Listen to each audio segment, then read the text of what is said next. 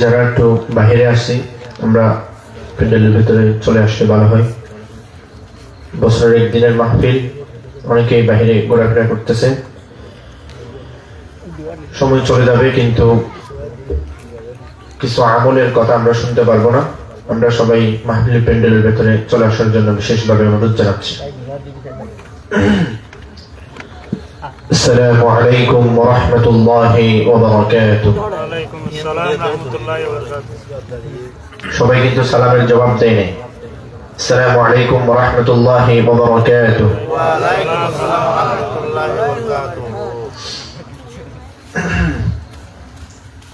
আলহামদুলিল্লাহ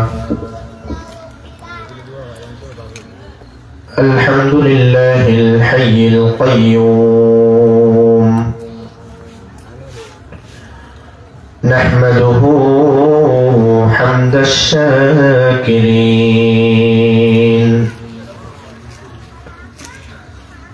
ওয়া নাস্তাঈনুহু ইস্তিআনাতাল মুতাওয়াক্কিলিন ونستغفره استغفار المذنبين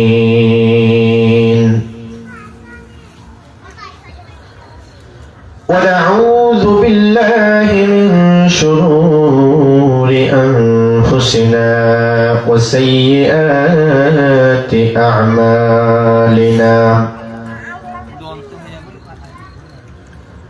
من يهد الله فلا مضل له ومن يضلل فلا هادي له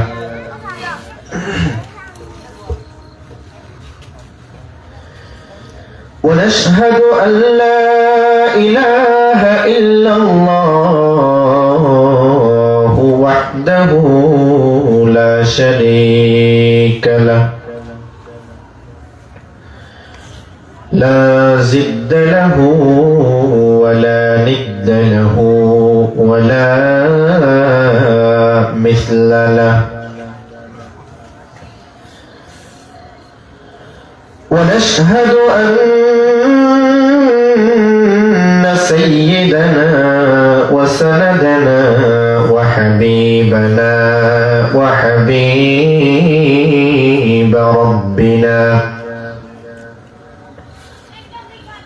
وطبيبنا وطبيب قلوبنا ومولانا محمدا عبده ورسوله الذي أرسله الله تعالى بالحق بشيرا ونذيرا وداعيا إلى الله بإذنه وسراجا منيرا أما بعد فقد قال الله تعالى في كلامه المجيد أعوذ بالله من الشيطان الرجيم بسم الله الرحمن الرحيم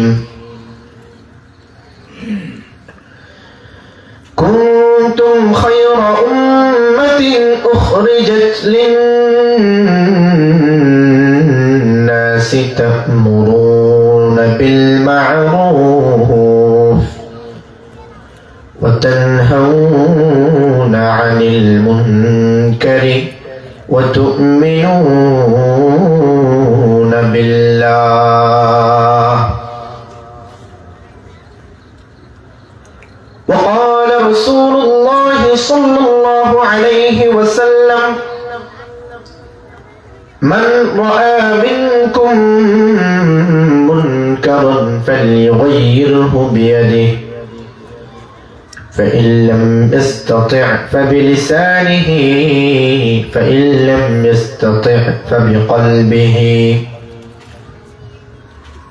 وذلك أضعف الإيمان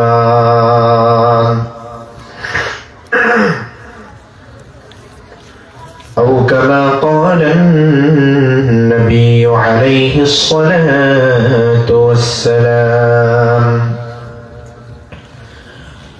إن الله وملائكته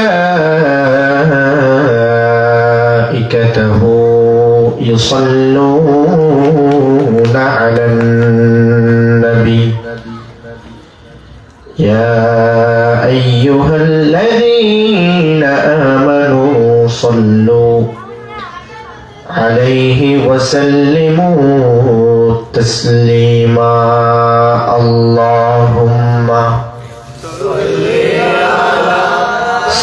سيدنا مولانا محمد وعلى آله سيدنا مولانا محمد رسول من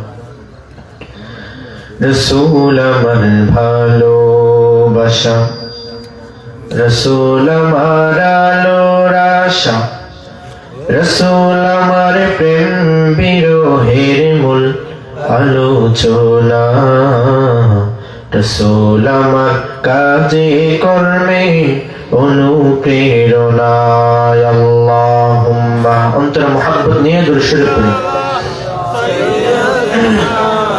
মাওলানা মুহাম্মদ ওয়া আলা আলি সাইয়্যিদিনা مولانا محمد لا إله إلا الله لا إله إلا الله لا إله إلا الله محمد رسول الله কোন কালিক নেই তুমি ছাড়া সবাই বলি কোন কালিক নেই তুমি ছাড়া কোন মালিক নেই তুমি ছাড়া কোন মাবুদ নেই তুমি ছাড়া কোন মাশুক নেই তুমি ছাড়া এই জীবনে তোমার মতো আপনার কেহ নাই জীবনে মরণে তুমি ভরসা তুমি আমার রব তোমার ফিকির মন হয় উজালা লা ইলাহা ইল্লাল্লাহ লা ইলাহা ইল্লাল্লাহ লা ইলাহা ইল্লাল্লাহ মুহাম্মাদুর রাসূলুল্লাহ ভাবনার আকাশে শুধু তুমি বলি ভাবনার আকাশে শুধু তুমি বুকের জমিনে শুধু তুমি হৃদয় গভীরে শুধু তুমি দু চোখ জুড়ে শুধু তুমি নেই কোনো ভয় দ্বিধা সঞ্চয় তুমি আমার রব এখানে ওখানে সব কানে শুধু তোমাকেই খুঁজে বেড়াই তোমার জিকির মন হয় উজালা লা ইলাহা ইল্লাল্লাহ সবাই বলি লা ইলাহা ইল্লাল্লাহ লা ইলাহা ইল্লাল্লাহ লা ইলাহা ইল্লাল্লাহ মুহাম্মাদুর রাসূলুল্লাহ সাল্লাল্লাহু আলাইহি ওয়াসাল্লাম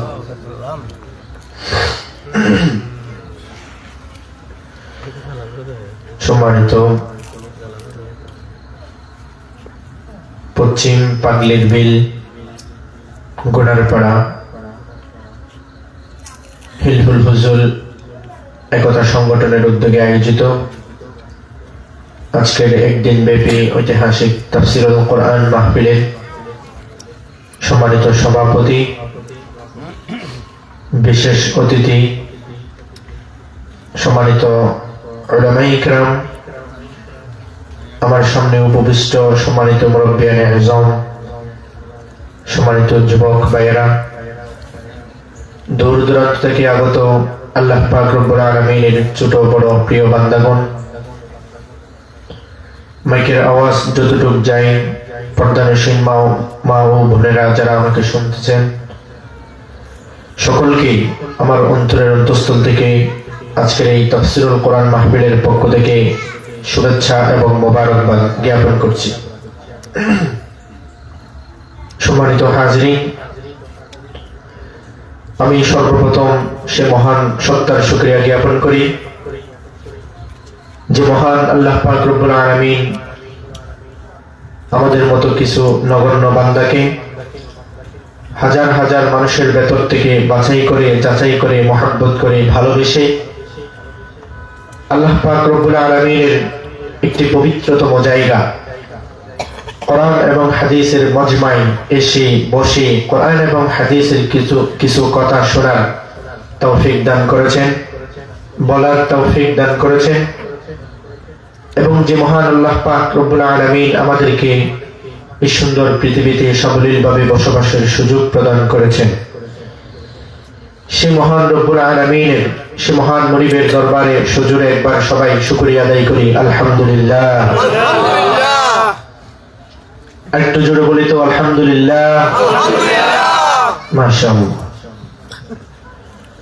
সাথে সাথে লক্ষ কোটি সালাম ও দরুদ নিবেদন করি সর্বকালের সর্বযুগের সর্বশ্রেষ্ঠ মহামানব সাইয়্যিদুল মুরসালিন খাতামুন নবিয়্যিন রাহমাতুল লিল আলামিন আকা ইনামদার তাজদার মদিনা হাবিবে কিবরিয়া সরকার কায়নাত দু জাহানের সরদার বিশ্বনবী মুহাম্মদুর রাসূলুল্লাহ সাল্লাল্লাহু আলাইহি ওয়াসাল্লামের প্রতি যার অক্লান্ত পরিশ্রম এবং ত্যাগের মাধ্যমে আজ আমরা ইসলামকে এই পর্যন্ত পেয়েছি। আপনারা ভালো আছেন? আমাদেরকে ভালো রাখছেন কে? আল্লাহ পাক আমাদেরকে ভালো রাখছেন, এজন্য আমরা এসে আল্লাহ পাকের কথা শোনার সুযোগ পেয়েছি, তাই না? এজন্য আমাদের সবাইকে সে মহান মনিবের এমন বেশি শুকরিয়া আদায় করা দরকার যেমন ভাবে শুকরিয়া আদায় করলেই শুকর গুজার বান্দাদের তালিকায় আমাদের নাম লিপিবদ্ধ করা হয়। সুবহানাল্লাহ। তাহলে আমাদেরকে এইভাবে শুকরিয়া আদায় করতে হবে, ঠিক না? তাহলে আমরা শুকরিয়া কিভাবে আদায় করব? আমরা কি আলহামদুলিল্লাহ আলহামদুলিল্লাহ আলহামদুলিল্লাহ এভাবে বলতে থাকবো? এটা তো আছেই। আমরা শুকরিয়া আদায় করব আল্লাহ পাক যে আমাদেরকে পাঁচ ওয়াক্ত নামাজ দিয়েছেন সেই নামাজের মাধ্যমে। আমরা শুকরিয়া আদায় করব যে সামনে মাহে রমাদান আসতেছে, সেই রমাদান মাসের 30টি রোজা আদায় করার মাধ্যমে। আমরা শুকরিয়া আদায় করব ভালো কাজের আদেশের মাধ্যমে, খারাপ কাজ থেকে মানুষদেরকে নিষেধ করার মাধ্যমে, আল্লাহ পাকের উপর পরিপূর্ণ বিশ্বাস এবং তাওয়াক্কুল রাখার মাধ্যমে আমরা শুকরিয়া আদায় করব ইনশাআল্লাহ। তার ভিতরে ইলম অর্জন করা, ইলম কি করা? অর্জন করা। তালিবুল ইলম যাদেরকে বলা হয়, যারা তালিবে ইলম, কোরআন শিখে হাদিস শিখে, এদেরকে বলা হয় কি? তালিবে ইলম। তো কোরআন এবং হাদিস শেখার জন্য তো মসজিদ মাদ্রাসায় যাইতে হয়, সেখানে ছোট ছোট বাচ্চারা যায়, মুরব্বীরা মনে করতেছে আমরা কিভাবে তালিবে ইলম হব, আমরা কিভাবে তালিবে ইলম আমরা কিভাবে হব? তালিবে ইলম হবেন আপনারা এই ওয়াজ মাহফিলের মাধ্যমে ইনশাআল্লাহ। তো আমরা যারা আসছি আমরা সবাইকে বিদায় জানিয়ে চলে আসছি তো বাসায় নাকি? আমরা সবাই বাসায় বলছি যে আজকে যাইতেছি, ওখান থেকে আর আসা হবে না, ভালো থাকি, নাকি আবার ফিরে যাব? আবার ফিরে যাব না? তো যারা আসে নাই তারা মনে করছে মনে হয় মাহফিলে গেলে আর ফিরে আসা যাওয়া যাবে না, এই ভয়ে মনে হয় আসে নাই, তাই না? নাইলে মাহফিলে না আসার কারণ কি? এই গুনাপাড়া এলাকায় কি শুধু এইগুলো মানুষ আর নাই? চিন্তা করেন, একটা যখন নাচ গান বাদ্য বাজনার আসর বসায়, সেখানে মানুষ টিকিট কেটে ঢুকে নিজের পয়সা খরচ করে আল্লাহর নাফরমানিতে লিপ্ত হয়, আর যেখানে ফ্রিতে আল্লাহর কথা বলা হয়, রাসূলের কথা বলা হয়, হাদিসের কথা শোনানো হয়, সেখানে মানুষের কোনো অস্তিত্ব পাওয়া যায় না, ঠিক কিনা? তো যারা আসে এগুলো একটু বারবার নাড়াচড়া করিয়েন না, নাড়াচড়া করলে কিন্তু কথা বলতে সমস্যা হবে। প্রথমে তো ভালো ছিল, এখন আবার কিরকম করে দিচ্ছে, প্রথমের মতো করে দেন। হ্যালো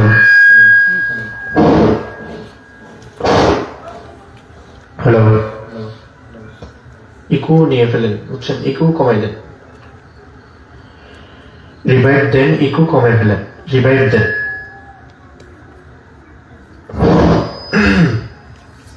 তাইলে যারা আসে নাই মাহফিলে, কথা বুঝতেছেন আপনারা? তো যারা মাহফিলে আসে নাই এরা মনে করছে মাহফিলে যাইলে মনে হয় আর ফিরে আসা যাবে না, সাবধান, ওখানে যাওয়া যাবে না। তো আমরা যারা আমরা এসছি এই কারণে, আমরা মাহফিলে যাব, আমি মাহফিলে গেলে মানুষ আমাকে মাহফিলে যাইতে দেখলে আমাকে ভালো মানুষ বলবে, এই কারণে আসছি না। কেন আসছি? কেবলমাত্র শুধুমাত্র একমাত্র মহান মনিব যিনি আমাকে দুনিয়ার বুকে পাঠিয়েছেন, তার রেজামন্দি হাসিল করার জন্য, তাকে খুশি করার জন্য আজকে আমরা মাহফিলে আসছি। তো যারা এলাকার মেম্বার চেয়ারম্যান আছে সবাই না, এরা কিন্তু ভোট আসলে আমাদেরকে অনেক বেশি ধোঁকা দেয়। কি দেয়? ধোঁকা দেয়। কেমন ভাবে ধোঁকা দেয়? কথা বুঝছেন? নামাজের সময় আসলে সে সবার আগে মসজিদে চলে যায়, যতদিন ভোট হবে না। ভোট পাওয়ার পরে এর 5 বছরের মসজিদে দেখা যায় না। এগুলোর কারণ কি? রিয়াযুক্ত ইবাদত, মানুষকে দেখানো, দেখিয়ে ইবাদত করা। রাসূল সাল্লাল্লাহু আলাইহি ওয়াসাল্লাম বলছেন, যে ব্যক্তি মানুষকে দেখানোর জন্য ইবাদত করে, কিয়ামতের ময়দানে ওই ব্যক্তি সবচেয়ে বেশি লাঞ্ছিত হবে। নাউযুবিল্লাহ। তাহলে আমরা সবাই এসেছি এখানে আল্লাহকে খুশি করার জন্য, তাই তো? তাইলে আমি যতক্ষণ আছি আপনারাও থাকতে পারবেন ইনশাআল্লাহ। তো তাকে কি করব? হুজুর ওয়াজ করবে, এগুলো শুনবো আর আমল করব, তাই তো? মাশাআল্লাহ, মুরব্বি বলছে আমল করব। তাহলে আমরা শুনলাম কিন্তু আমল করলাম না, এগুলো শোনার মধ্যে কোনো লাভ নাই। আমরা শুনবো আমল করার উদ্দেশ্যে, আর আমল করব কাকে খুশি করার জন্য? আল্লাহকে খুশি করার জন্য। তাইলে মূলত হচ্ছে আমরা এখানে এসেছি আল্লাহকে খুশি করার জন্য। আমাদেরকে কিন্তু ফটো তোলা হবে, ফেরেশতারা কিন্তু আমাদেরকে পিকচার তুলতেছে, ছবি নিয়ে এগুলো আবার মজমা শেষে আল্লাহর কাছে দৌড়ে গিয়ে বলবে, আল্লাহ আজকে দেখেন ফটোতে কারা কারা পাইছি, কিয়ামতের দিন এই ফটো দেখাইয়া এদেরকে জান্নাতে ঢুকাই দেব ইনশাআল্লাহ। তাহলে শেষ পর্যন্ত থাকবো তো ইনশাআল্লাহ। আজকে যারা কষ্ট করে মাহফিলের আয়োজন করছে, আমি সকলকে আন্তরিকভাবে অনেক অনেক ধন্যবাদ এবং কৃতজ্ঞতা জ্ঞাপন করছি। এমন মাহফিল আসলে মানুষের ঈমান জিন্দা করার মাধ্যম। মানুষের ঈমান মরে যায়, হাদিস শরীফে আছে, আল ঈমানু ইয়াজিদু ওয়া ইয়ানকুসু, ঈমান বাড়ে এবং কমে, ঈমান বাড়ে এবং কমে। সেটা আপনি নিজেই উপলব্ধি করতে পারেন। কিভাবে? অনেক সময় দেখা যায় আপনার খুব নামাজ পড়তে ইচ্ছা করতেছে, আবার দেখা যায় আযান দিলে আপনার বেজার লাগে না? তো এই মুহূর্তগুলো থেকে আপনাকে বুঝতে হবে ঈমান বাড়ে এবং কমে। এই মাহফিলগুলোর মাধ্যমে মূলত ঈমান বাড়ে। তাইলে যারা আয়োজন করছে কষ্ট করে, যারা শ্রম দিছে, মেধা দিছে, অর্থ দিছে, যারা শারীরিকভাবে কষ্ট করছে, আর্থিকভাবে সহায়তা করছে, সবার জন্য আমরা আল্লাহর কাছে দোয়া করবো ইনশাআল্লাহ। আল্লাহ পাক তাদেরকে, এই মাহফিলকে তাদের জন্য নাজাতের উসিলা হিসেবে কবুল করুন। সবাই বলি আমিন। তাহলে আল্লাহ পাক রব্বুল আলামিন দুনিয়ার বুকে আমাদেরকে পাঠাইছেন তার সন্তুষ্টি অর্জন করার জন্য। এই কথাটা সবসময় মনে রাখতে হবে। দুনিয়ায় আমাকে দান করলে খুব বেশি দানবীর বলবে, হজ করলে আমাকে হাজি বলবে, নামাজ পড়লে আল্লাহওয়ালা বলবে, এগুলো দুনিয়ার মানুষ বলবে। কিন্তু এই দুনিয়ার মানুষ কি বলতেছে না বলতেছে সেই নামের দিকে তাকাবো না, আমি আল্লাহর কাছে প্রিয় হইতে পারছি কিনা এই প্রচেষ্টায় আমাদেরকে অব্যাহত থাকতে হবে ইনশাআল্লাহ। তাহলে দুনিয়ার বুকে আল্লাহ পাক আমাদেরকে পাঠাইছে তার সন্তুষ্টি অর্জন করতে।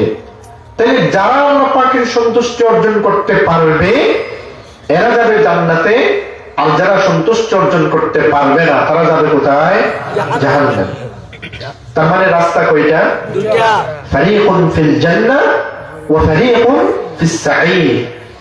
দুইটা মাত্র রাস্তা, হয়তো জান্নাতি নয়তো জাহান্নামী, হয়তো আবু বকর নয়তো আবু জাহেল, কোন একটা না একটা হইতে হবে। হয়তো আবু বকরের দলে গিয়ে জান্নাতে যান, আর নয়তো আবু জাহেলের সাথে জাহান্নামে যান। এই পুরো দুনিয়াটা হচ্ছে আমাদের জন্য একটা পরীক্ষার হল। মনে রাখেন, পরীক্ষার হলে যখন ঢুকেন, যারা পরীক্ষার্থী আছে, শিক্ষার্থী, তারা বুঝেন পরীক্ষার প্রশ্নপত্র যখন হাতে দেওয়া হয় তখন আপনার চিন্তা, ফিকির, আপনার সমস্ত মেধা ওই পরীক্ষার প্রশ্নের ভিতরে চলে যায়। যতক্ষণ পর্যন্ত 3 ঘন্টা আপনি পরিপূর্ণ অ্যান্সার করে আপনি বের হইতে না পারেন, আপনার টেনশন শেষ হয় না, ঠিক কিনা? ঠিক তেমনি ভাবে গোটা দুনিয়ায় আপনাকে 7 বছরের একটা পরীক্ষার হল বানাই দেওয়া হয়েছে। 70 বছর 80 বছরের মেয়াদে একটা পরীক্ষার হল আপনাকে ঢোকাই দেওয়া হয়েছে। আপনার সমস্ত চিন্তা ফিকির এমন হইতে হবে যে যতক্ষণ পর্যন্ত আমি এই পরীক্ষায় পাশ করে আল্লাহর রাজাবন্দি হাসিল করতে পারবো না, ততক্ষণ পর্যন্ত দুনিয়াবি কোন লোভ লালসা, দুনিয়াবি অপসংস্কৃতি, দুনিয়ার টাকা পয়সা ধন দৌলত আমাকে কোনো কিছুই গ্রাস করতে পারবে না ইনশাআল্লাহ। তাইলে সেই পরিকল্পনা বাস্তবায়ন করার জন্য আমাদেরকে সদা সর্বদা আমাদের সর্বোচ্চ প্রচেষ্টা অব্যাহত রাখতে হবে ইনশাআল্লাহ। তাহলে আজকে আমি আপনাদেরকে আলোচনা করার সিদ্ধান্ত গ্রহণ করছি, দুনিয়াতে আসলে শ্রেষ্ঠ মানুষ কারা, শ্রেষ্ঠ উম্মত কারা, দুনিয়াতে আসলে কারা আল্লাহ পাকের রেজাবন্দি হাসিল করতে পেরেছে, দুনিয়ার থেকে আল্লাহ পাকের রেজাবন্দি হাসিল করে কিয়ামতের ময়দানে আসলে জান্নাতি কারা, তাদের পরিচয় তুলে ধরে আজকে আলোচনা করব ইনশাআল্লাহ। বর্তমান পৃথিবীতে কথা ভালো করে বুঝেন, মধ্যখানে কিন্তু কথা বলা যাবে না, উঠে চলে যাওয়া যাবে না। যারা যাবেন আগে থেকে চলে যাবেন, যারা আসবেন আগে থেকে চলে আসবেন ইনশাআল্লাহ। যারা 2-1 জন শুনতে আসে আপনাদের জন্য এরাও ঠিক মতো শুনতে পারে না। তাইলে বর্তমান পৃথিবীতে আল্লাহ পাক রব্বুল আলামিন পৃথিবীকে উপযুক্ত করেছেন মানুষের বসবাসের জায়গা হিসেবে। মানুষ যখন মঙ্গল গ্রহে যেতে চায়, সেখানে মানুষের বসবাসের উপযোগী করে জায়গা তৈরি করতে হবে। সেখানে এমনিতে গিয়ে সেখানে বসবাস করা যাবে না। আল্লাহ পাক রব্বুল আলামিন মানব জাতি সহ এই দুনিয়ার বুকে 18,000 মাখলুকাত সৃষ্টি করে পাঠিয়েছেন। সুবহানাল্লাহ। কয় হাজার? আমরা কয় হাজার চিনি? আমরা কয় হাজার চিনি? 1000 চিনি না। সর্বোচ্চ চিনলে 500 রকমের প্রাণীর কথা আমরা জানি, কিন্তু আরো 17,500 প্রাণী কোথায় আছে, কিভাবে বাস করে, জানে কে? আল্লাহ। তাহলে 18,000 মাখলুকাত দুনিয়ার বুকে পাঠাইছে।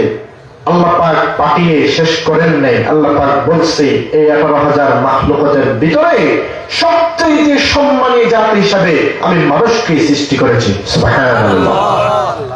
যাদেরকে আশরাফুল মাখলুকাত বলা হয়। কি বলা হয়? আশরাফুল মাখলুকাত। সৃষ্টির ভিতরে সবচেয়ে সম্মানী জাতি। শুধু কি সম্মানী?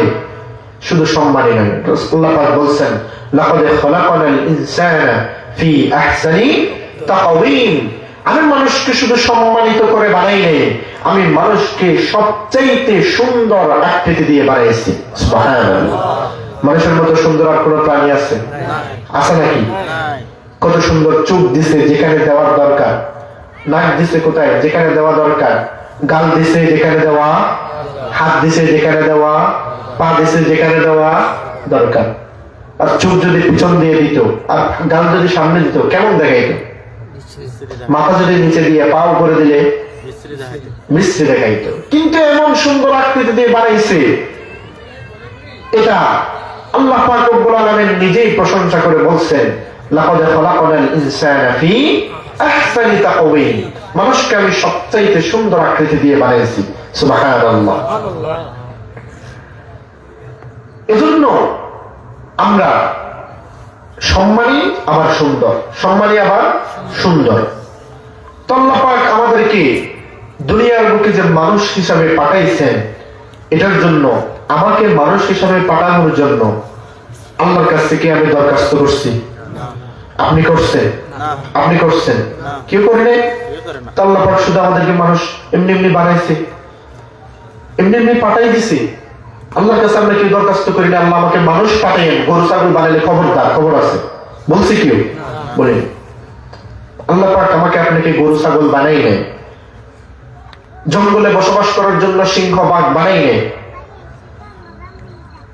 যেই কুকুর সবসময় মানুষের লাথি খায়, দৌড়াদৌড়ি করে, কি অসম্মান তার মতো বানাইতে পারত না।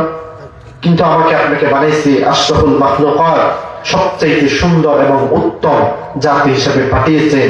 এটার জন্য আমরা কি আল্লাহর কাছে দরখাস্ত করি নাই? আল্লাহ অনুগ্রহ করে আমাকে আপনাকে দুনিয়ার বুকে মানুষ হিসেবে পাঠিয়েছেন। সুবহানাল্লাহ।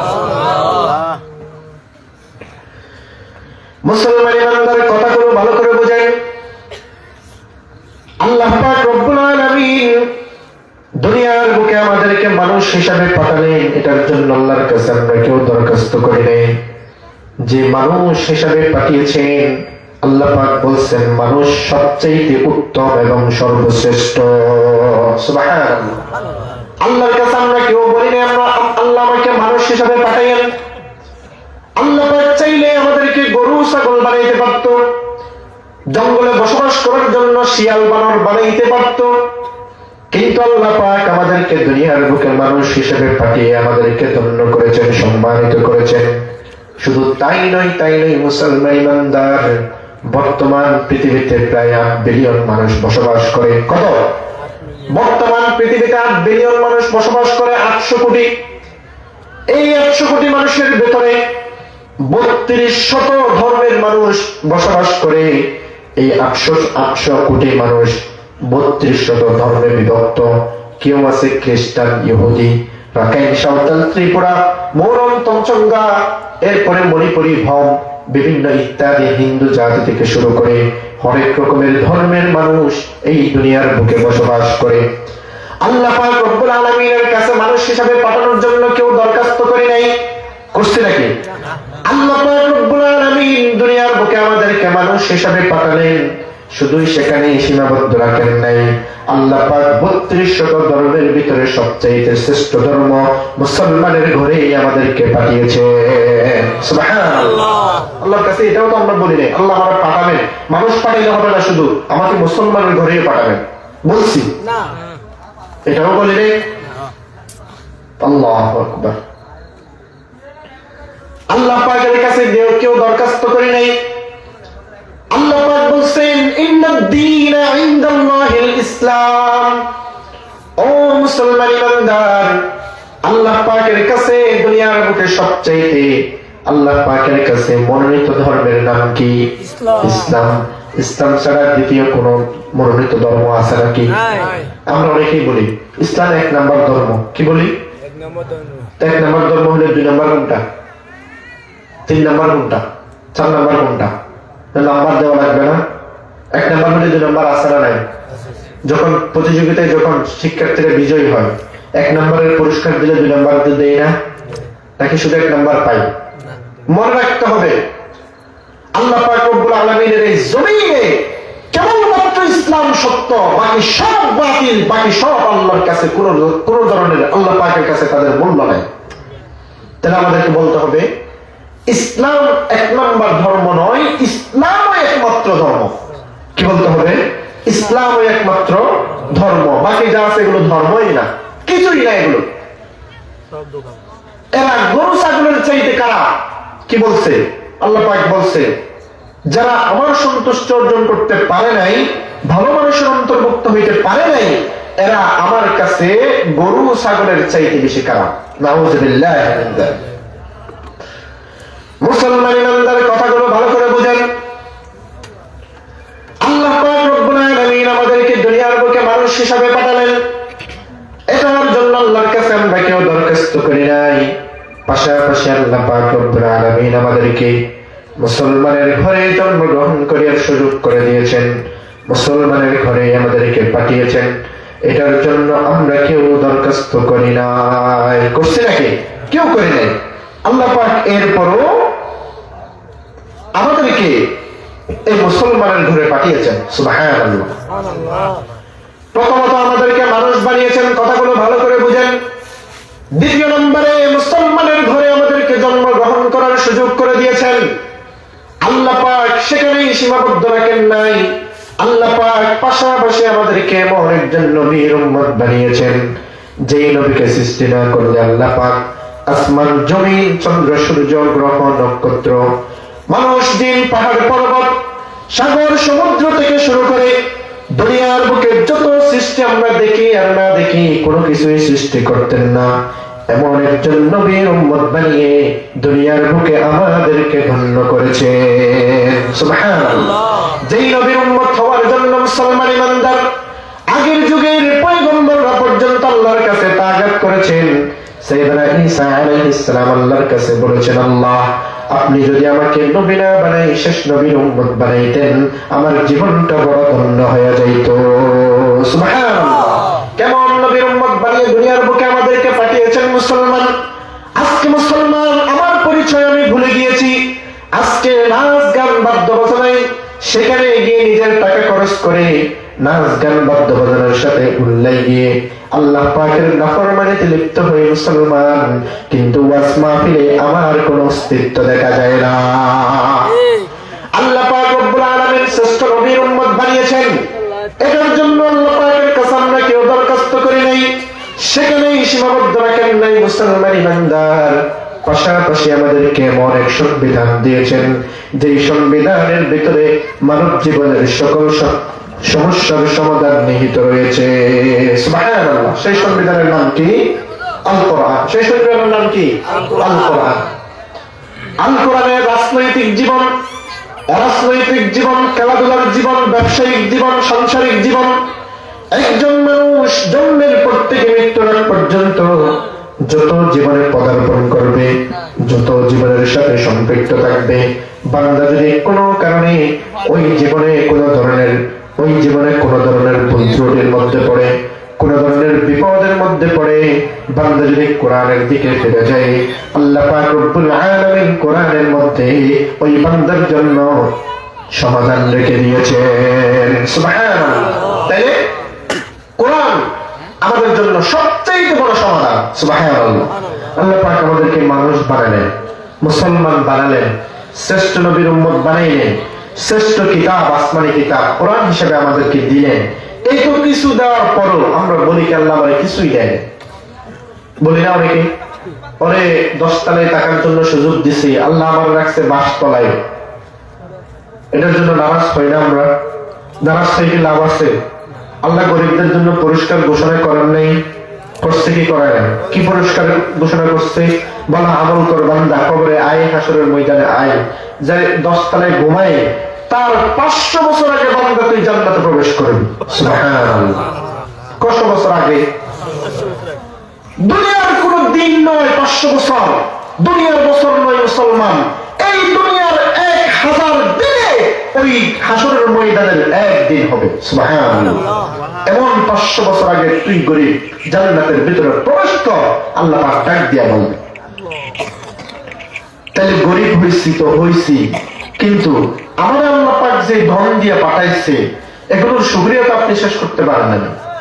যে 2টা চোখ দিছে, রাস্তা দিয়ে হাঁটেন, কত সুন্দর সুন্দর আপনি জিনিস দেখে আল্লাহর সৃষ্টি দেখে উপভোগ করেন, এই শুকরিয়া আদায় করে শেষ করা যাবে? যার কাছে চোখ নাই তার কাছে গিয়ে জিজ্ঞেস করেন, সে কত পেরেশানিতে আছে। আল্লাহ পাক আপনাকে তো ধন দৌলত দেয় নাই, কিন্তু কত সুন্দর আকৃতি দিয়ে, চোখ দিয়ে, নাক দিয়ে, গাল দিয়ে, কান দিয়ে, হাত দিয়ে, পা দিয়ে, পুরো শরীর বডিকে সুন্দর আকৃতিতে ফিট করে দিয়ে দুনিয়ার বুকে বানাইছে, এটার শুকরিয়া আদায় করে বান্দা শেষ করা যাবে? শুধু কি সেখানে সীমাবদ্ধ? পরিপূর্ণ মানুষ বানাইছে, পাশাপাশি মুসলমানের ঘরে পাঠাইছে, শ্রেষ্ঠ নবীর উম্মত বানাইছে, শ্রেষ্ঠ কিতাব আল কোরআন দিছে, আর কি লাগে? কি লাগে নিয়ে চলতে? আর কি লাগে? এখানে কি 10 তারিখ ঘুমাইতে আসছি আইসি নাকি? পরীক্ষার হলে এয়ার কন্ডিশনে ঢুকে পরীক্ষা না দিয়ে বলবো যে 3 ঘন্টা এমনি কেটে যায়, আমি এখানে এয়ার কন্ডিশনে একটু বাতাস খাই, তাহলে পাস করা সম্ভব? পাস করা সম্ভব? পাস করতে হলে সমস্ত আরাম আয়েশ ছেড়ে দিয়ে 3 ঘন্টা ঘাম ঝরাই খাতার পৃষ্ঠা যদি পূরণ করতে পারেন সঠিক মতো, তাইলে পাস। এজন্য দুনিয়ার বুকে মুসলমান ইমানদার আজকে গরিব বলে আল্লাহর কাছে কোন ধরনের আমরা নালিশ করব না, মন থেকে কোন ধরনের নালিশ আমরা করব না, শুকরিয়া করব। আল্লাহ পাক বলেছেন, লা ইন শাকারতুম লা আযীদান্নাকুম ওয়া লা ইন কাফারতুম ইন্না আযাবি লাশাদীদ। বান্দা শুকরিয়া করো, বাড়াই দিব। শুকরিয়া করলে বাড়াই দিবেন কে? আল্লাহ। এজন্য মুসলমান ইমানদার, আল্লাহ পাক আমাকে আপনাকে কত উত্তম এবং শ্রেষ্ঠ জাতি হিসেবে দুনিয়ার বুকে ঘোষণা করেছেন। আল্লাহ পাক কত দামি করে আমাদেরকে পাঠিয়েছেন। আল্লাহ পাক রব্বুল আলামিন বলেন, কুনতুম খায়রা উম্মাতিন উখরিজাত লিন-নাসি তা'মুরুনা বিল মা'রুফি ওয়া তানহাউনা 'আনিল মুনকারি ওয়া তু'মিনুনা বিল্লাহ। আল্লাহ পাক রব্বুল আলামিন বলেন, বান্দা দুনিয়ার বুকে শ্রেষ্ঠ জাতি হওয়ার জন্য 3টা কাজ করা লাগবে। কয়টা? 3টা কাজ যদি বান্দা তোমার মধ্যে পাওয়া যায়, তাহলে দুনিয়ার বুকে তোমাকে শ্রেষ্ঠ জাতি হিসেবে ঘোষণা করা হবে। আর কিয়ামতের ময়দানে শ্রেষ্ঠ জাতি হিসেবে আল্লাহ পাক তোমাকে নাজাত দান করবেন। সুবহানাল্লাহ। লক্ষ কোটি মানুষ সবাই শ্রেষ্ঠ জাতি হবে না, দুনিয়ার সমস্ত মানুষগুলো শ্রেষ্ঠ জাতির অন্তর্ভুক্ত হবে না।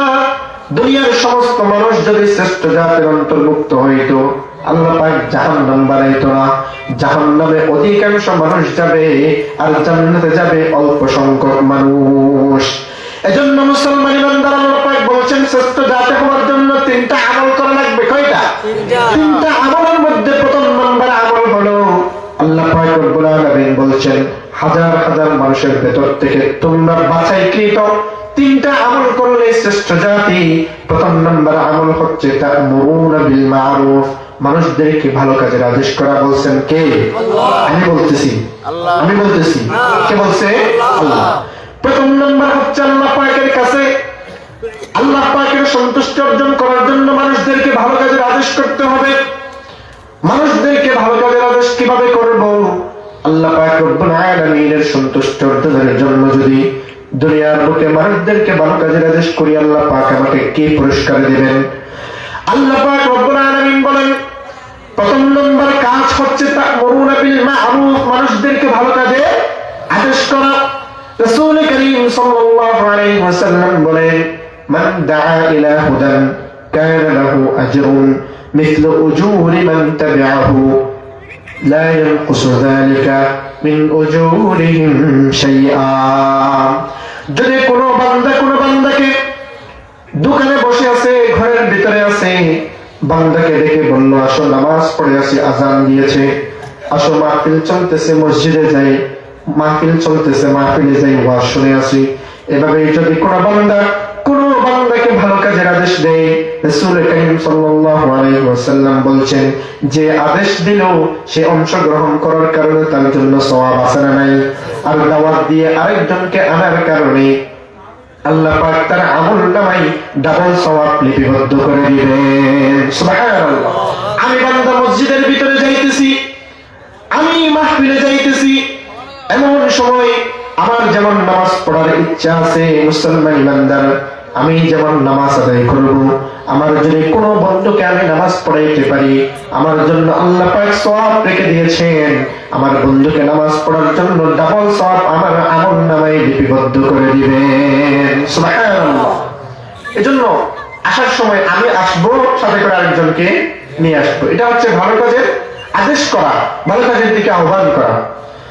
পক্ষান্তরে মুসলমান ইমানদার কথাগুলো ভালো করে বুঝেন। রাসূল করিম সাল্লাল্লাহু আলাইহি ওয়াসাল্লাম বলেন, ওয়ামান দাআ ইলা দালালাতিন কানা লাহু ইসমুন মিথলু আসামি মান তাবি'াহু لا ينقص ذلك من آثامهم شيئا যদি বান্দা কোন বান্দাকে খারাপ কাজের দিকে দাওয়াত দেয়, যদি কোন বান্দা খারাপ কাজের দিকে দাওয়াত দেয় আর বান্দা যদি ওই খারাপ কাজ গ্রহণ করে, বন্ধুকে গিয়া বলতেছে কালকে সিনেমার রিলিজ সবাই দেখে আসি, আছে না নাই? বন্ধু সিগারেট তুই একটা ধরা, আমার একটা দিয়ে একসাথে টান দেয়, আছে না নাই? এই যে যুবকরা হাসতেছে, এটা কিন্তু পারে, এদের ভিতরে আছে। তাহলে এরকম আছে না নাই? যখন এভাবে খারাপ কাজের দিকে দাওয়াত দিবে, আল্লাহর হাবিব সাল্লাল্লাহু আলাইহি ওয়াসাল্লাম বলেন, বান্দা খারাপ কাজে নিজে অংশগ্রহণ করার কারণে আল্লাহ পাক রব্বুল আলামিন তোমার আমলনামায় গুনাহ লিপিবদ্ধ করবে, পাপ লিপিবদ্ধ করবে। আর অন্যজনকে দাওয়াত দিয়ে আনার কারণে আল্লাহ পাক আপনার আমলনামায় ডাবল গুনাহ লিপিবদ্ধ করে দিবেন। নাউযুবিল্লাহ। এজন্য ভালো কাজের আদেশ দিলে লাভ আছে না নাই? খারাপ কাজের আদেশ দিলে কা? রাসূল করিম সাল্লাল্লাহু আলাইহি ওয়াসাল্লাম বলছেন, কোন খারাপ কাজ আপনি স্টার্ট করে দিয়েছেন, শুরু করে দিয়েছেন, ওই খারাপ কাজে যতদিন মানুষ লিপ্ত থাকবে, আপনি কবরে যাওয়ার পরে ওই খারাপ কাজ থেকে গুনাহ আপনার কবরে পৌঁছে যাবে। নাউযুবিল্লাহ। এজন্য ভালো কাজ করেন, ভালো কাজ থেকে যায়, কবরে যাওয়ার পরে ওই ভালো থেকে যদি মানুষ উপকার লাভ করে দ্বীনি কাজে, তাহলে কবরের ভিতরে সওয়াব পৌঁছে দিবেন কে? আল্লাহ।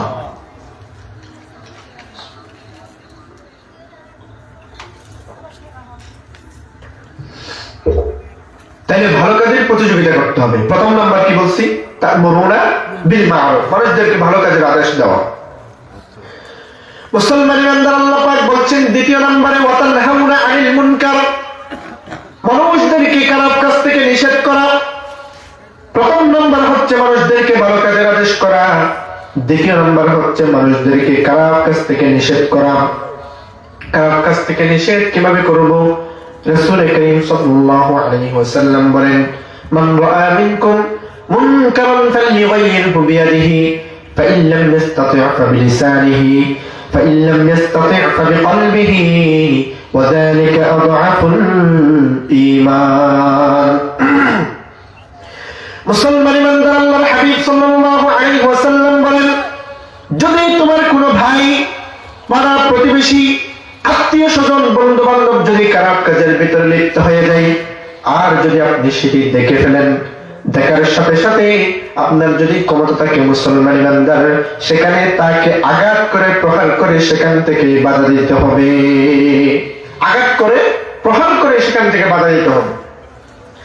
আর যদি সেটা সম্ভব না হয়, যে খারাপ কাজের ভিতরে লিপ্ত আছে সেই যদি অধিক পরিমাণে ক্ষমতার মালিক হয়ে যায়, তাকে আঘাত করলে আপনাকে উল্টা আরেকটা দিবে, আছে না নাই?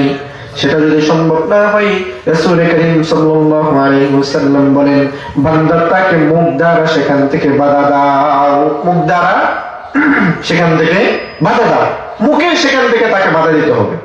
সেটাও যদি সম্ভব না হয় মুসলমান, তাইলে অন্তর থেকে তার ওই কাজটাকে ঘৃণা করতে হবে। এটা হচ্ছে ইমানের সবচেয়ে নিম্নতম স্তর। সুবহানাল্লাহ।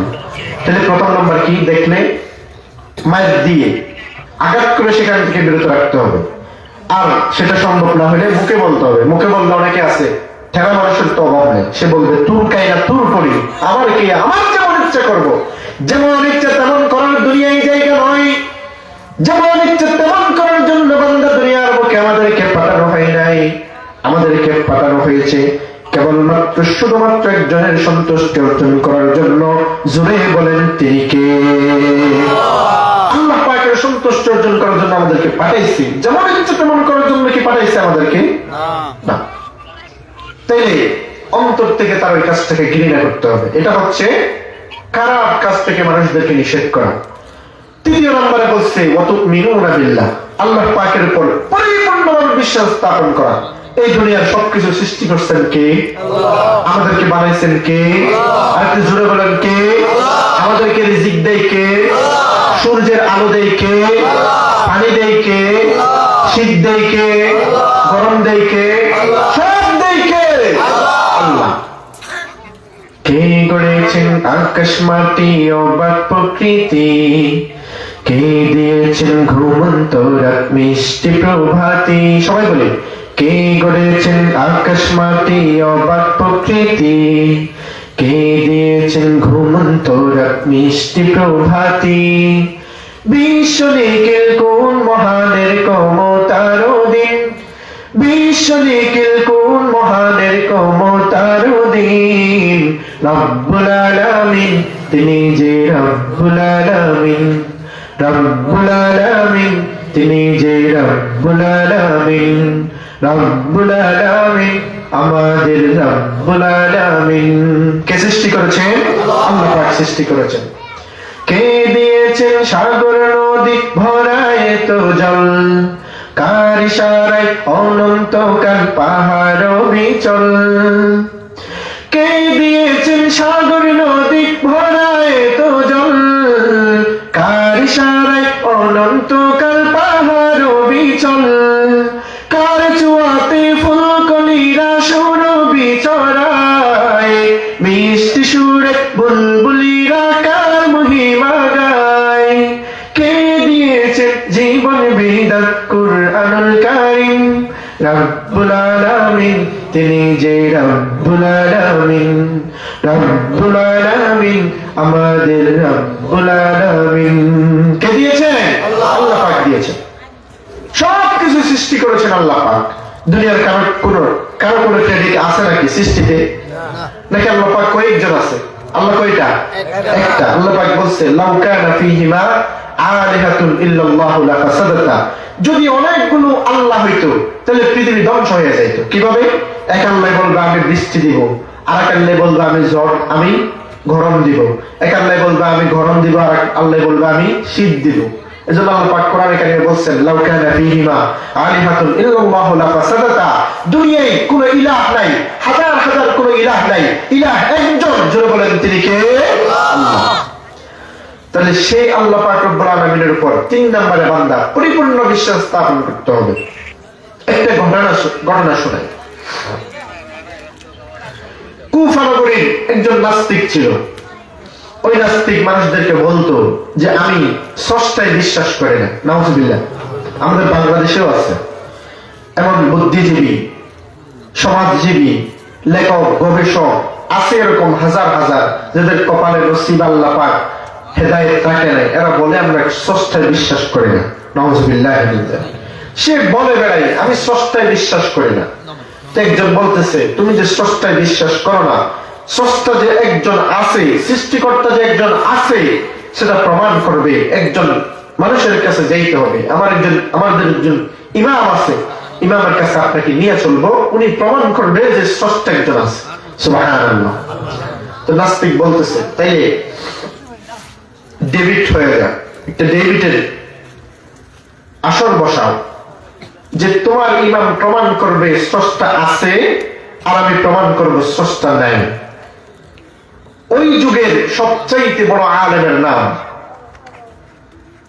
ওই যুগের সবচাইতে বড় আলেম আমাদের মাযহাবের একজন ইমাম, সাইয়েদনা ইমাম আবু হানিফা রাহমাতুল্লাহি আলাইহি।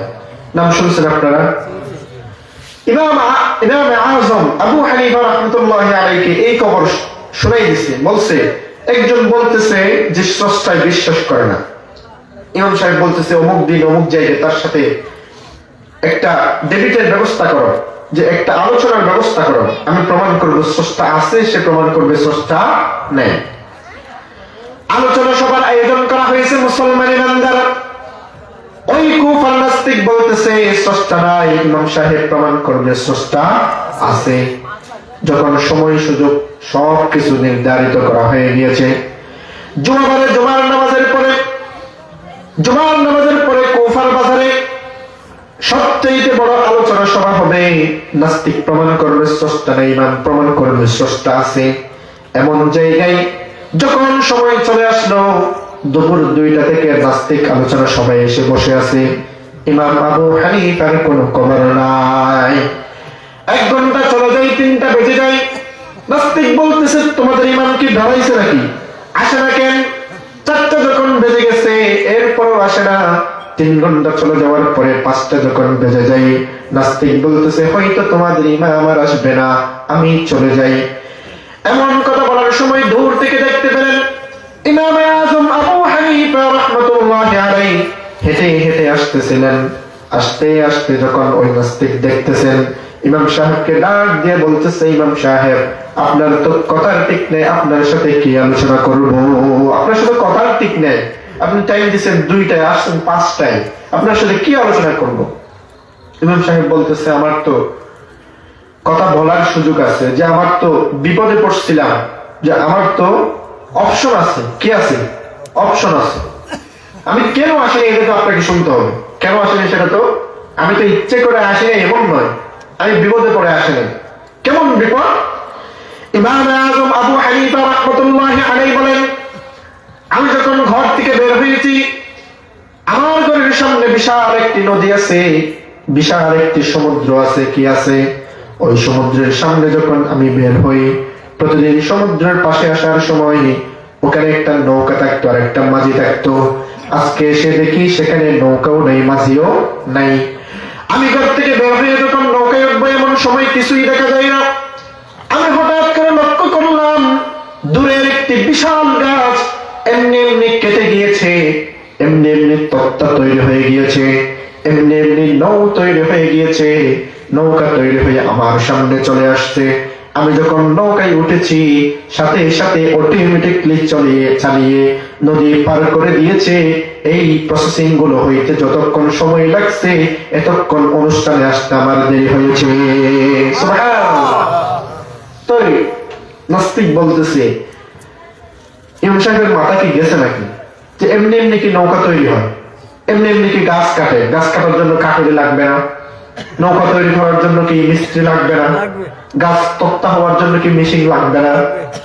সবকিছু করার জন্য মানুষ লাগে কি লাগে না? তো নাস্তিক যখন এই প্রশ্ন করছে, ইমাম সাহেব বলছে, এই তো লাইনে আছে। কেমন লাইন? নাস্তিক ভালো করে শোনেন, অনাস্তিক কথাগুলো ভালো করে বুঝেন। যদি গাছ কাটার জন্য যদি কাঠুরি লাগে, তক্তা তৈরি হওয়ার জন্য যদি মেশিন লাগে, আর নৌকা তৈরি হওয়ার জন্য যদি মিস্ত্রি লাগে, নৌকা চলার জন্য যদি মাঝি লাগে, তাহলে এই গোটা দুনিয়া, এই গোটা আসমান, এই গোটা জমিন, এই গোটা সৃষ্টি, চন্দ্র সূর্য গ্রহ নক্ষত্র, গোটা সৃষ্টি জগৎ এমনি এমনি কি পরিচালিত হয়? এই সৃষ্টি জগৎ পরিচালনা করার জন্য একজন পরিচালক আছে, জুড়ে বলেন তিনি কে? আল্লাহ। তাই এমনি এমনি গাছ না কাটলে, তক্তা তৈরি না হইলে, নৌকা তৈরি না হইলে, কোনো কিছু যদি এমনি এমনি না হয়, তাইলে গোটা পৃথিবীকে এমনি এমনি চলে নাকি? এই গোটা পৃথিবীকে পরিচালনা করার জন্য মহান স্রষ্টা একজন রয়েছেন, জুড়ে বলেন তিনি কে? আল্লাহ। নাস্তিক বলতেছে, এভাবে তো কোনোদিন ভেবে দেখি নাই। ও ইমাম সাহেব, এভাবে তো কোনোদিন চিন্তা করে দেখি নাই। সদা সর্বদা আমি স্রষ্টা নাই সেটার পক্ষে ছিলাম। আজকে আপনি প্রমাণ করেছেন স্রষ্টা একজন আছে, যিনি আমাদেরকে পরিচালনা করেন। ওই স্রষ্টার কাছে কাছাকাছি আমিও হতে চাই। নাস্তিক, আমাকে পড়াই দেন আপনার হাতের সাথে হাত লাগিয়ে। ইমাম সাহেব পড়াই দিলেন, হাতের উপর হাত লাগিয়ে পড়াই দিলেন নাস্তিককে, লা ইলাহা ইল্লাল্লাহু মুহাম্মাদুর রাসূলুল্লাহ সাল্লাল্লাহু আলাইহি ওয়াসাল্লাম। ইমাম সাহেবের কাছে নাস্তিক কালিমা পড়ে মুসলমান হয়েছে, স্রষ্টা আছে এটা প্রমাণ পেয়ে। তার মানে এই দুনিয়া যে আল্লাহ পাক সৃষ্টি করছেন, এটার উপর আমাদের বিশ্বাস আছে না নাই? আমি যদি মনে করি এখানে মনে হয় হিন্দু ধর্মের মানুষেরা বসবাস করে, এই সাইডেরটা মনে হয় ভগবান সৃষ্টি করছে, নাউযুবিল্লাহ। তো ওইদিকে খ্রিস্টানরা বসবাস করে পশ্চিমা বিশ্বে, ওইটা মনে হয় তাদের যে খোদা আছে, তারা ঈসা ইসলামকে খোদা মানে। তো ঈসা ইসলাম মনে হয় যীশু খ্রিস্ট বলে, উনি মনে হয় সৃষ্টি করছে, নাউযুবিল্লাহ।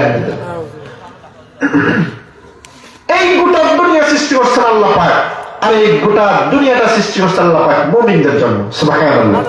রাসূল কারীম সাল্লাল্লাহু আলাইহি ওয়াসাল্লাম বলছেন, এই দুনিয়ায় যতদিন পর্যন্ত একজন ইমানদার আল্লাহ পাককে ডাকনেওয়ালা ইমানদার থাকবে, ওই মানুষটার জন্য, ইমানদারের জন্য পৃথিবী অবশিষ্ট থাকবে। যতদিন পর্যন্ত এই পৃথিবীর বুক থেকে ইমানদার হারিয়ে যাবে, তখন ওই দিন, ওই মুহূর্তে গোটা দুনিয়া আমি ধ্বংস করে দেব। তাহলে এই জমিনটা বানাইছে কার জন্য? মুমিনদের জন্য। বানাইছে কার জন্য? মুমিনরা আছে বলেই অন্যান্য ধর্মের মানুষগুলো এই দুনিয়াতে বসবাস করার সুযোগ পায়। মুমিন না থাকলে আল্লাহ পাক এই দুনিয়া ধ্বংস করে দিবে। এজন্য এজন্যই গোটা দুনিয়ার সৃষ্টিকর্তা, মহান সৃষ্টিকর্তা, পালনকর্তা আছেন। জুড়ে বলেন তিনি কে? আল্লাহ। আজকে মাহফিলে আসার পর থেকে যতবার আল্লাহ বলছেন, ইনশাআল্লাহ, মাশাআল্লাহ বলছেন, আর কোনদিন বলছেন? বলার সুযোগ হয়েছে? তো সুযোগটা করে দিছে কে? যুবক ভাইয়েরা। যুবক ভাইয়েরা আমাদেরকে এখানে এসে মাহফিলে আসার বসার সুযোগ দিছে। আল্লাহ পাক আমাদেরকে তৌফিক দিছে। আল্লাহ পাক আমাদেরকে এও তৌফিক দিছে আল্লাহ পাককে ডাকার জন্য। সুবহানাল্লাহ। এজন্য এরকম মাহফিলের দরকার আছে না নাই? আছে। আল্লাহ পাক এই যুবক ভাইদেরকে ইসলামের জন্য কবুল করে নেন। সবাই বলে আমিন।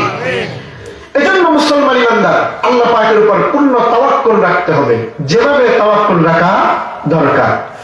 এই তিনটি কাজ যদি থাকে, কয়টি কাজ?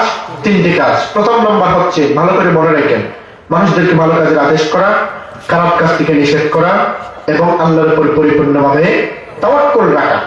এই তিনটি কাজ করতে পারলে আল্লাহ পাক বলছে ওই বান্দা মুমিন। ওই বান্দা কি? পরিপূর্ণ ঈমানদার। তাহলে আবার মুমিনদের কিছু বৈশিষ্ট্য আছে না? মুমিনদের কিছু বৈশিষ্ট্য আছে না? এগুলো জানতে হবে। জানবেন কে কে? হাত উঠান তো। বিরক্ত লাগতেছে কার কার? মাশাআল্লাহ। আল্লাহ পাক এই গণ জোয়ারকে ইসলামের জন্য কবুল করুন। সবাই বলি আমিন। আল্লাহ পাক রব্বুল আলামিন কোরআনে কারীমে ইরশাদ করেন, ইন্নামাল মুমিনুনা الذين إذا ذكر الله وجلت قلوبهم وإذا تليت عليهم آياته زادتهم إيمانا وعلى ربهم يتوكلون। আল্লাহ পাক রব্বুল আলামিন বলেন পরিপূর্ণ ঈমানদার হওয়ার জন্য পাঁচটি বৈশিষ্ট্য লাগবে। কয়টি? এই পাঁচটি বৈশিষ্ট্য যদি কোনো মানুষের ভিতরে থাকে, আল্লাহ পাক রব্বুল আলামিন বলছেন উলাইকা হুমুল মুমিনুনা হাক্কা, ওই ঈমানদার হচ্ছে পরিপূর্ণ ঈমানদার। প্রথম নাম্বার হচ্ছে মুমিনদের প্রথম নাম্বার বৈশিষ্ট্য হচ্ছে মুসলমান। আল্লাহ পাক রব্বুল আলামিন বলেন ইন্নামাল মুমিনুনা আল্লাযীনা ইযা যুকিরাল্লাহু ওয়াজিলাত কুলুবুহুম ওয়া ইযা তুলিয়াত আলাইহিম আয়াতুহু যাদাতহুম ঈমানা। আল্লাহ পাক বলেন মুমিনের প্রথম বৈশিষ্ট্য হচ্ছে মুমিনের সামনে যখন আল্লাহ পাকের কথা স্মরণ করা হয়, কার কথা? আল্লাহ। মুমিনদের সামনে যখন আল্লাহ পাকের কথা বলা হয় তখন মুমিনদের অন্তরগুলো ভয়ে কেঁপে ওঠে। যখন বান্দা কোনো খারাপ কাজের সাথে লিপ্ত হয়ে যায়, বান্দা যখন কোনো নিকৃষ্ট পাপের কাজের ভিতরে লিপ্ত হয়ে যায়, এমন শুধু ওই বান্দাকে, এমন সময় যদি আপনি ওই বান্দাকে বলেন আপনি যে কাজের ভিতরে লিপ্ত আছেন এই কাজ করলে নারাজ হবেন কে? আল্লাহ পাক রব্বুল আলামিন আরশে আজিম থেকে তাকিয়ে আছেন। আল্লাহ পাক রব্বুল আলামিন নিশ্চয়ই আপনার উপর নারাজ হয়ে যাবে। মুসলমান ইমানদার এই কথা বলার সাথে সাথে যদি বান্দা ওই কাজ থেকে বিরত থাকে, মনে করবেন ওই মানুষটা হচ্ছে পরিপূর্ণ ইমানদার। সুবহানাল্লাহ। মুমিনদের একটি বৈশিষ্ট্য হচ্ছে তাদের সামনে যখন আল্লাহর কথা বলা হয় তখন মুমিনদের অন্তর কেঁপে ওঠে। সুবহানাল্লাহ। কি কেঁপে ওঠে? অন্তর কেঁপে ওঠে। বনী ইসরাঈলের একজন কিফিল ছিল, নাম ছিল কি? কিফিল। একজন ব্যক্তি ছিল কিফিল। সে করতো সুদী লেনদেন। কি করতো? সুদের কথা কইলে কি রাগ করবে? অনেকেই বলে কি হুজুর নামাজের কথা বলেন, শুধু সুদের কথা বলেন না, এগুলো ভালো লাগে না। তাহলে আপনাকে আগে বুঝতে হবে নামাজের ফজিলত বর্ণনা করার আগে সুদকে মসজিদে গেলে তো নামাজ হবে না ভাই। তাহলে আপনাকে বুঝতে হবে নামাজের ফজিলত পরে, সুদ খাওয়া ছেড়ে দিতে হবে আগে। এজন্য মুসলমান ইমানদার যারা সুদের বিপক্ষে, ওয়াজের বিপক্ষে, মনে করবো তারা সুদ খায়, তারা কি খায়? সুদ খায়। আল্লাহ পাক আমাদেরকে এই জঘন্য কাজ থেকে হেফাজত করুন। সবাই বলে আমিন। এজন্য মুসলমান ইমানদার, বনী ইসরাঈলের একজন লোক ছিল, নাম ছিল কিফিল। সে সুদী লেনদেন করত। কি করত? সুদী লেনদেন করত। আর কি করত? ভয়ঙ্কর কাজ করত। সে এলাকার দরিদ্র অসহায় মানুষদেরকে টাকা দান দিত। কি দিত? টাকা দান দিত। সময় মতো দিতে না পারলে ওই মহিলার সাথে জিনায় বাধ্য হতে লিপ্ত করত। নাউযুবিল্লাহ। জিনায় লিপ্ত করার জন্য তাকে বাধ্য করা হতো। নাউযুবিল্লাহ। এই জঘন্য কাজের সাথে দীর্ঘ কয়েক বছর ধরে সে জড়িত। হঠাৎ একদিন একজন অসহায় মহিলা তার কাছে টাকা চাইল। টাকা চাওয়ার পরে মহিলাকে বলতেছে তুমি তো আমার শর্তের কথা জানো। কি শর্ত? তুমি যদি আমাকে 2 মাস পরে টাকা ফেরত দিতে না পারো আমার সাথে জিনা ব্যভিচারের সাথে লিপ্ত হইতে হবে। মহিলা অসহায় মানুষ, টাকা নিয়ে ফেলছে, বলছে দিয়ে দিব, ঠিক আছে সমস্যা নেই। যখন মহিলা টাকা নিয়ে চলে গেল, যাওয়ার পরে কিফিলের কিন্তু চিন্তা ধারণা এই দিকে না। কিফিল চিন্তা করছে মহিলাদেরকে টাকা দেয় কি জন্য? লোভ লালসা দেখিয়ে টাকা ঠিক মতো দিতে না পারলে তাদের সাথে জিনা এবং ব্যভিচারের সাথে লিপ্ত হয়ে যায়। নাউযুবিল্লাহ মিন যালিক।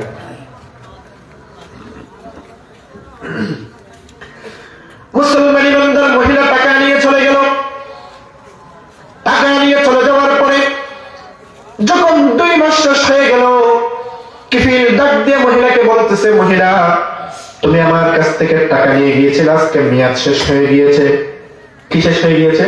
মেয়াদ শেষ হয়ে গিয়েছে। আজকে আমার কথা মতো তোমার সাথে আমার সাথে ব্যভিচারে লিপ্ত হইতে হবে। আমার কথা মতো তোমাকে আমার সাথে ব্যভিচারে লিপ্ত হতে হবে। মহিলা টাকা ফেরত দিতে না পারার কারণে মহিলাও তার সাথে ব্যভিচারে লিপ্ত হওয়ার জন্য রাজি হয়ে গেল। যখন রুমের ভেতরে ঢুকে গেল, মুসলমান কথাগুলো ভালো করে বুঝেন, মহিলা আগে আগে রুমের ভিতরে ঢুকে গেল। ওই কিফিল যখন পিছনে পিছনে রুম থেকে ঢুকতেছে, বাহির থেকে আওয়াজ শুনতেছে, ওই মহিলা ফিল করে কান্না শুরু করে দিছে। কিফিল ডাক দিয়া বলে, ও মহিলা, তোমাকে তো আমি আমার সাথে ব্যভিচারে লিপ্ত হওয়ার জন্য বাধ্য করি নাই। আমার সাথে ব্যভিচারে লিপ্ত হওয়ার জন্য তো তোমাকে আমি বাধ্য করি নাই। তুমি আমার শর্ত সাপেক্ষে আমার সাথে ব্যভিচারে লিপ্ত হওয়ার জন্য আসছো। আমি আগে থেকে তোমাকে জানিয়ে দিয়েছিলাম। ও মহিলা, আজকে তুমি কি জন্য কান্না করতেছো আমাকে একটু বলো। মহিলা ডাক দিয়ে বলতেছে, কিফিল তোমার সাথে ব্যভিচারে লিপ্ত হবে এটার জন্য কান্না করি না। আল্লাহ পাক রব্বুল আলামিন আমাকে দুনিয়ার বুকে পাঠাইছে কেবলমাত্র তার সন্তুষ্টি অর্জনের জন্য। আজকে যদি আমি দুনিয়ার বুকে সামান্য টাকার কাছে বিক্রি হয়ে, ও কিফিল তোমার সাথে আমি ব্যভিচারের সাথে লিপ্ত হয়ে যাই, কিয়ামতের ময়দানে আল্লাহ পাক রব্বুল আলামিনের কাঠগড়ায় আমাকে ব্যভিচারী হিসাবে উঠতে হবে। এই জন্য আমি কান্না করি। সুবহানাল্লাহ। কি জন্য কান্না করতেছে? আল্লাহর কাছে ব্যভিচারী হিসাবে উঠতে হবে, এই কারণে কান্না করতেছে। যখন আল্লাহ পাকের কথা বলছে, কিফিলের অন্তরের ভিতরে আল্লাহ পাকের ভয় ঢুকে গেছে। কিফিল যে সুদের লেনদেন করত, কিফিল যে মহিলাদের সাথে ব্যভিচারের সাথে লিপ্ত থাকত, মুসলমান ইমানদার কিফিলের সামনে যখন আল্লাহ পাকের কথা স্মরণ করা হয়েছে, সাথে সাথে কিফিলের অন্তর কেঁপে উঠেছে। সাথে সাথে ওই মহিলাকে বলতেছে, মহিলা তোমার সাথে আর ব্যভিচারে লিপ্ত থাকবো না, তুমি এখন আমার থেকে চলে যেতে পারো। সুবহানাল্লাহ। সিরাত তাফসীরের কিতাবের ভিতরে আছে যে ওই রাতে কিফিল মারা গেছে।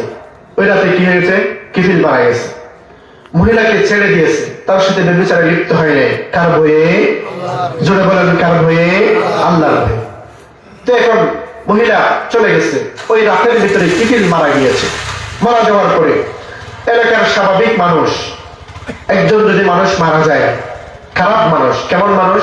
খারাপ মানুষ, যে মানুষকে বেশি জুলুম করত, আপনি না বলতে চাইলেও আপনার মুখ থেকে বের হয়ে আসবে বিপদ দূর হয়েছে। কি বলেন? বিপদ দূর হয়েছে। কথা বুঝতেছেন? বিপদ দূর হয়ে গেছে, ভালো হয়েছে। এলাকার সমস্ত মানুষ তার উপর বিরক্ত ছিল, তিক্ত ছিল।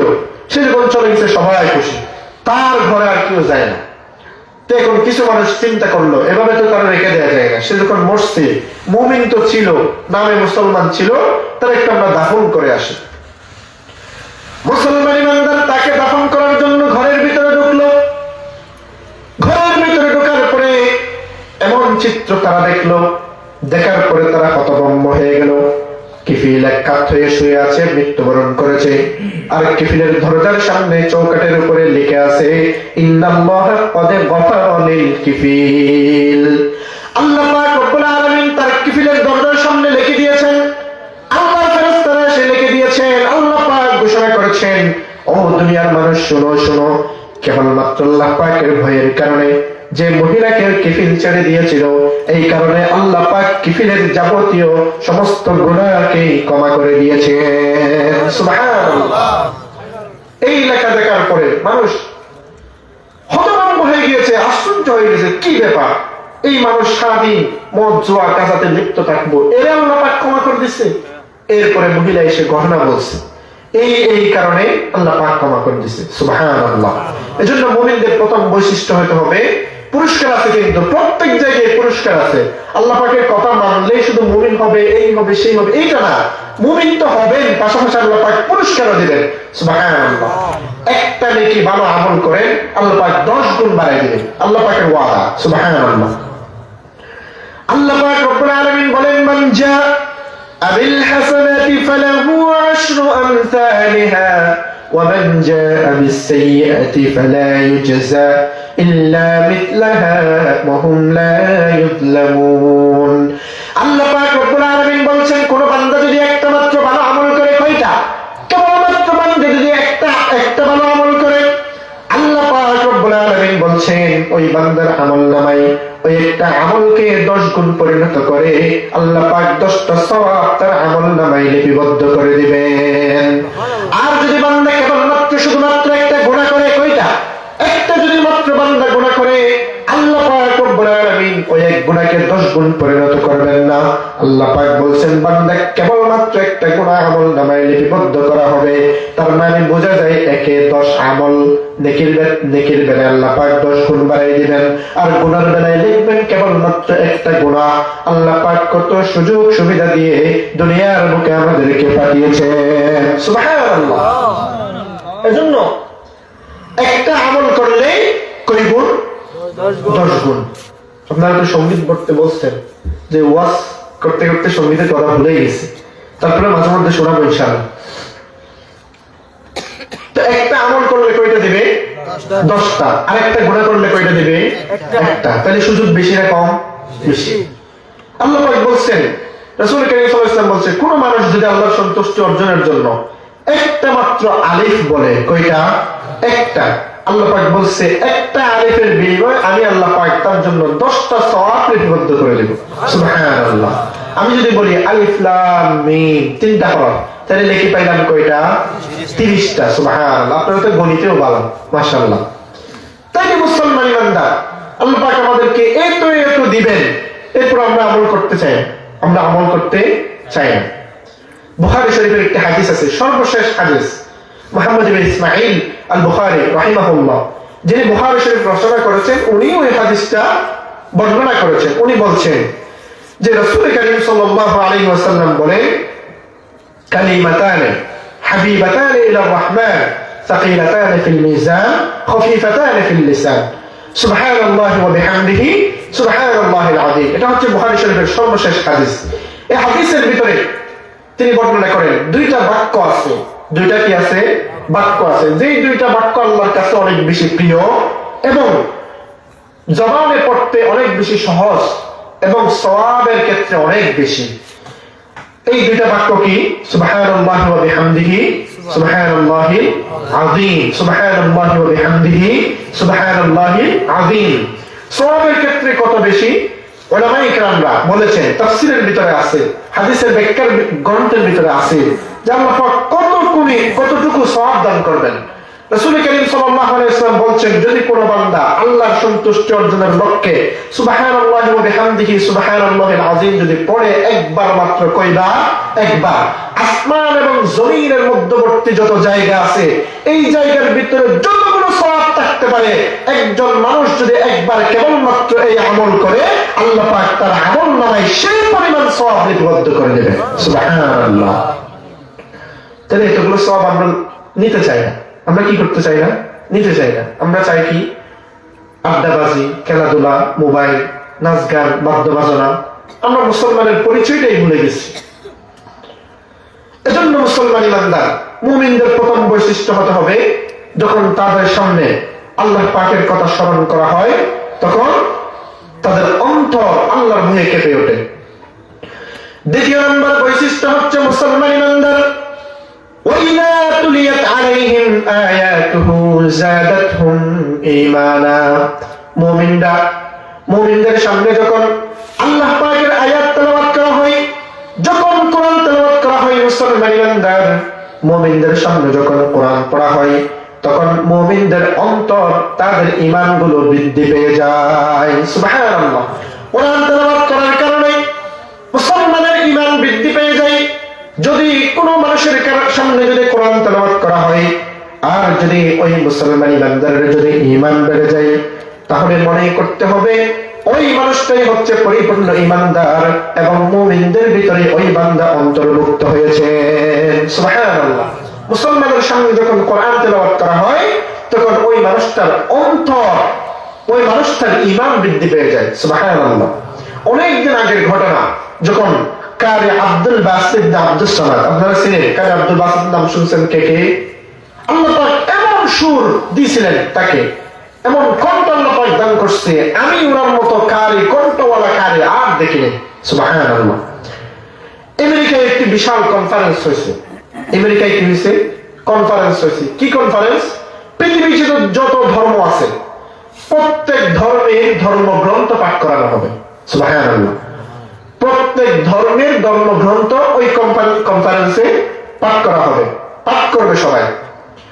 তাইলে মুসলমান এই কথার উপর ভিত্তি করে সেখানে সমস্ত ধর্মের ধর্মগুরুরা উপস্থিত হয়েছে তাদের ধর্মগ্রন্থ পাঠ করার জন্য। এখান থেকে মুসলমানদের পক্ষ থেকে দাওয়াত করা হয়েছে মিশরের সবচেয়ে সুরনাকারী কারি আব্দুল বাসিত আব্দুস সামাদ। সুবহানাল্লাহ। সবাই পড়ছে শ্রী শ্রী ভগবত গীতা, হিন্দুদের যেটা আছে এটা পড়ছে, খ্রিস্টানরা বাইবেল পড়ছে। এভাবে যারা বিভিন্ন ধর্মের ধর্মগুরুরা সেখানে গিয়েছে তারা তাদের ধর্মের ধর্মগ্রন্থ তেলাওয়াত করেছে। সময় দিছে কয় মিনিট? মাত্র 10 মিনিট। সর্বশেষ তেলাওয়াত করার জন্য ডাকা হয়েছে মুসলমানের কারি, সে তেলাওয়াত করবে আল কোরআন। তেলাওয়াত করবে কি? আল কোরআন। সে শুরু করেছে সূরাতুল ফাতিহা দিয়ে। যখন সে সমস্ত সুর, তাল, লয়, মিষ্টি কণ্ঠ সব একসাথে করে আল্লাহ পাক তাকে যত সুর দিছে সব কিছু একসাথে করে যখন সে আউযু বিল্লাহি মিনাশ শাইতানির রাজিম বলে টান শুরু করে দিয়েছে, বিচারকের মাথা খারাপ হয়ে গিয়েছে। সুবহানাল্লাহ। সে সূরা ফাতিহা তেলাওয়াত করছে প্রায় 15 মিনিট। কত মিনিট? 15 মিনিট। সময় দিছিল কত? 10 মিনিট। সূরা ফাতিহা শেষ হওয়ার পরে সে চিন্তা করলো যে সময় তো পাইছি, সুযোগ পাইছি, আরেকটু তেলাওয়াত করে দেই। সেই শুরু করে দিয়েছে কোরআন মাজিদের সবচেয়ে সুন্দরতম সূরা সূরাতুর রহমান। আর রহমান তেলাওয়াত করলেন। তেলাওয়াত করতে করতে 1 মিনিট 2 মিনিট তেলাওয়াত করে নাই, এই সূরাতুর রহমান প্রায় 29 মিনিট তেলাওয়াত করেছেন। সুবহানাল্লাহ। এরপরেও বিচারক রেড বাটন চাপে না। টাইম শেষ হলে তো রেড বাটন চাপতে হয়, রেড বাটন চাপে না। এরপরে উপরের মহল থেকে ডাক আসছে, কি রে বিচারক, রেড বাটন চাপো না কেন? টাইম তো শেষ। সেই কখন? এই তো পুরো আধা ঘন্টা পার হয়ে গেছে তেলাওয়াত করতেছি। তখন সে এরপরে রেড বাটন চাপে না, তারা এসে এভাবে ধাক্কা দিছে, ধাক্কা দিয়ে হাম করে উঠছে। কি রে, কি হয়েছে, কি হয়েছে? সুবহানাল্লাহ। সে বলতেছে রেড বাটন চাপো নাই কেন? কি বাটন? Red button. আমি তো কিছুই চিনি না। এমন তেলাওয়াত করলো গোটা দুনিয়ার সবকিছু আমি ভুলে গিয়েছি, সেখানে রেড বাটনের কথাটা অনেক দূরে। সুবহানাল্লাহ। এই কোরআন তেলাওয়াতের প্রভাব একজন খ্রিস্টানের ভিতরে ঢুকাই দেওয়া হয়েছে। এরপরে তাকে আদালতে নিয়ে যাওয়া হলো। বিশাল কনফারেন্স, সে সীমালঙ্ঘন করেছে, সে আইন মানে নাই, সে মুসলমানকে বেশি পড়তে দিচ্ছে। তখন সে বলতেছে আমার মাথা ঠিক ছিল না, আমার মাথা কি ছিল না? ঠিক ছিল না। যখন সে এমন চমৎকার সুরে কোরআন তেলাওয়াত করলো, কার মাথা ঠিক থাকে? আমি শুধু মন্ত্রমুগ্ধের মতো কোরআন তেলাওয়াত শুনেছি 29 মিনিট, কেন এভাবে যদি 29 ঘন্টা তেলাওয়াত করে আমার বিন্দু মাত্র বিরক্ত লাগবে না। সুবহানাল্লাহ। তাইলে মুসলমান খ্রিস্টানের অন্তর পর্যন্ত কেঁপে উঠছে এই তিলাওয়াতে। মুসলমান ইমানদার মুমিনদের দ্বিতীয় নম্বর বৈশিষ্ট্য হচ্ছে মুমিনরা সদা সর্বদা কেবলমাত্র শুধুমাত্র একজনের। প্রথম নম্বর হচ্ছে আল্লাহ পাকের ভয়, যখন আল্লাহ পাকের কথা যখন তাদের সামনে স্মরণ করা হয় তখন তাদের অন্তর কেঁপে ওঠে। দ্বিতীয় নম্বর বৈশিষ্ট্য হচ্ছে মুমিনদের সামনে যখন কোরআন তেলাওয়াত করা হয় মুমিনদের অন্তর ঈমান বৃদ্ধি পেয়ে যায়। সুবহানাল্লাহ। তৃতীয় নম্বরে আল্লাহ পাক রব্বুল আলামিন বলেন ওয়া আলা রাব্বিহিম ইয়াতাওয়াক্কালুন। আল্লাহ পাক রব্বুল আলামিনের উপর পরিপূর্ণ বিশ্বাস স্থাপন করে। মুমিনরা যখন আল্লাহ পাকের উপর পরিপূর্ণ বিশ্বাস স্থাপন করে, আল্লাহ পাকের উপর পরিপূর্ণভাবে ভরসা রাখে, আল্লাহ পাকের উপর পরিপূর্ণভাবে তাওয়াক্কুল রাখে মুসলমান ইমানদার, আল্লাহ পাক রব্বুল আলামিন বলছেন যদি তৃতীয় নম্বরে মুমিনরা আমার উপর ভরসা রাখতে পারে, আমার উপর পরিপূর্ণভাবে ঈমান রাখতে পারে, তাহলে মনে করতে হবে ওই মানুষটা পরিপূর্ণভাবে ঈমানদার হয়েছে। সুবহানাল্লাহ। তৃতীয় নম্বরে আল্লাহ পাকের উপর পরিপূর্ণভাবে বিশ্বাস স্থাপন করা। আল্লাহর উপর তাওয়াক্কুল রাখা। অনেকে আমরা পেরেশানিতে পড়ে যাই, মেয়ে বিয়ে দিতে পারতেছি না, পেরেশান, আশরা নাই, দোকানের মধ্যে লাভ নাই, পেরেশান, আশরা নাই, বিদেশ ছেলে পাঠাইছি, সে টাকা ঠিক মতো পাঠাই না, অসুস্থতায় আছে, পেরেশান, আশরা নাই। সমস্ত পেরেশানিকে দূরে টেনে দিয়ে একমাত্র সেই মহান মনিবের পানে সিজদায় অবনত হন, সব সমস্যার সমাধান আরশে আজিম হয়ে যাবে ইনশাআল্লাহ। এজন্য মুমিন ইমানদার কেবলমাত্র শুধুমাত্র আল্লাহ পাকের উপর পরিপূর্ণভাবে তাওয়াক্কুল রাখা, এটা হচ্ছে মুমিনদের তৃতীয় নাম্বার বৈশিষ্ট্য। মুমিনদের চতুর্থ নাম্বার বৈশিষ্ট্য হচ্ছে আল্লাযীনা ইউকিমুনাস সালাতা ওয়া মিম্মা রাযাকনাহুম ইউনফিকুন। মুমিনদের চতুর্থ নাম্বার বৈশিষ্ট্য হচ্ছে মুমিনরা নামাজ ছাড়ে না। কি ছাড়ে না? মুমিনরা সদা সর্বদা নামাজের ভিতরে লিপ্ত থাকে। মুমিনরা কখনো নামাজ ছেড়ে দেয় না। মুমিনরা যখন নামাজের সময় হয়ে যায়, মুমিনরা নামাজ কায়েম করে, আযান দিলে মসজিদের দিকে চলে যায়, আযান দিলে দোকানের ভিতরে বসে আড্ডা দেয় না। খারাপ মানুষের মতো দোকানে বসে মানুষের সাথে আড্ডা দেয় না। মুমিনদের চতুর্থ নাম্বার বৈশিষ্ট্য হচ্ছে মুমিনরা ঠিক মতো 5 ওয়াক্ত নামাজ আদায় করে। সুবহানাল্লাহ। পঞ্চম নাম্বার হচ্ছে নামাজের বিষয়ে হুজুর অনেকক্ষণ আলোচনা করছে আপনাদের সামনে, আমি শুনছি, এজন্য নামাজ নিয়ে আমি আলোচনা করছি না, আমার বিষয়ের দিকে আমি চলে যাচ্ছি। পঞ্চম নাম্বার হচ্ছে মুমিনরা আল্লাহর দেওয়া রিজিক থেকে আল্লাহর রাস্তায় সদকা করে। সুবহানাল্লাহ। কি করে? সদকা করে। আল্লাহর দেওয়া রিজিক থেকে আল্লাহর রাস্তায় সদকা করা। এই লজিক বুঝছেন আপনি? আপনাকে বড়লোক বানাইছে কে? আপনি কি মায়ের পেট থেকে নিয়ে আসছেন সবকিছু? মায়ের থেকে আসার সময় 3-4 দূর সম্পত্তি নিয়ে আসছে, এরকম মানুষ এখানে আছে কেউ? কেউ আনে না, কেউ আনে না। একেবারে 4-5 দূর সম্পত্তি নিয়ে আসছে, এরকম মানুষ চৌধুরী সাহেব আসে না। মায়ের পেট থেকে চৌধুরী হয়ে জন্ম নিয়েছে, এরকম কেউ আছে?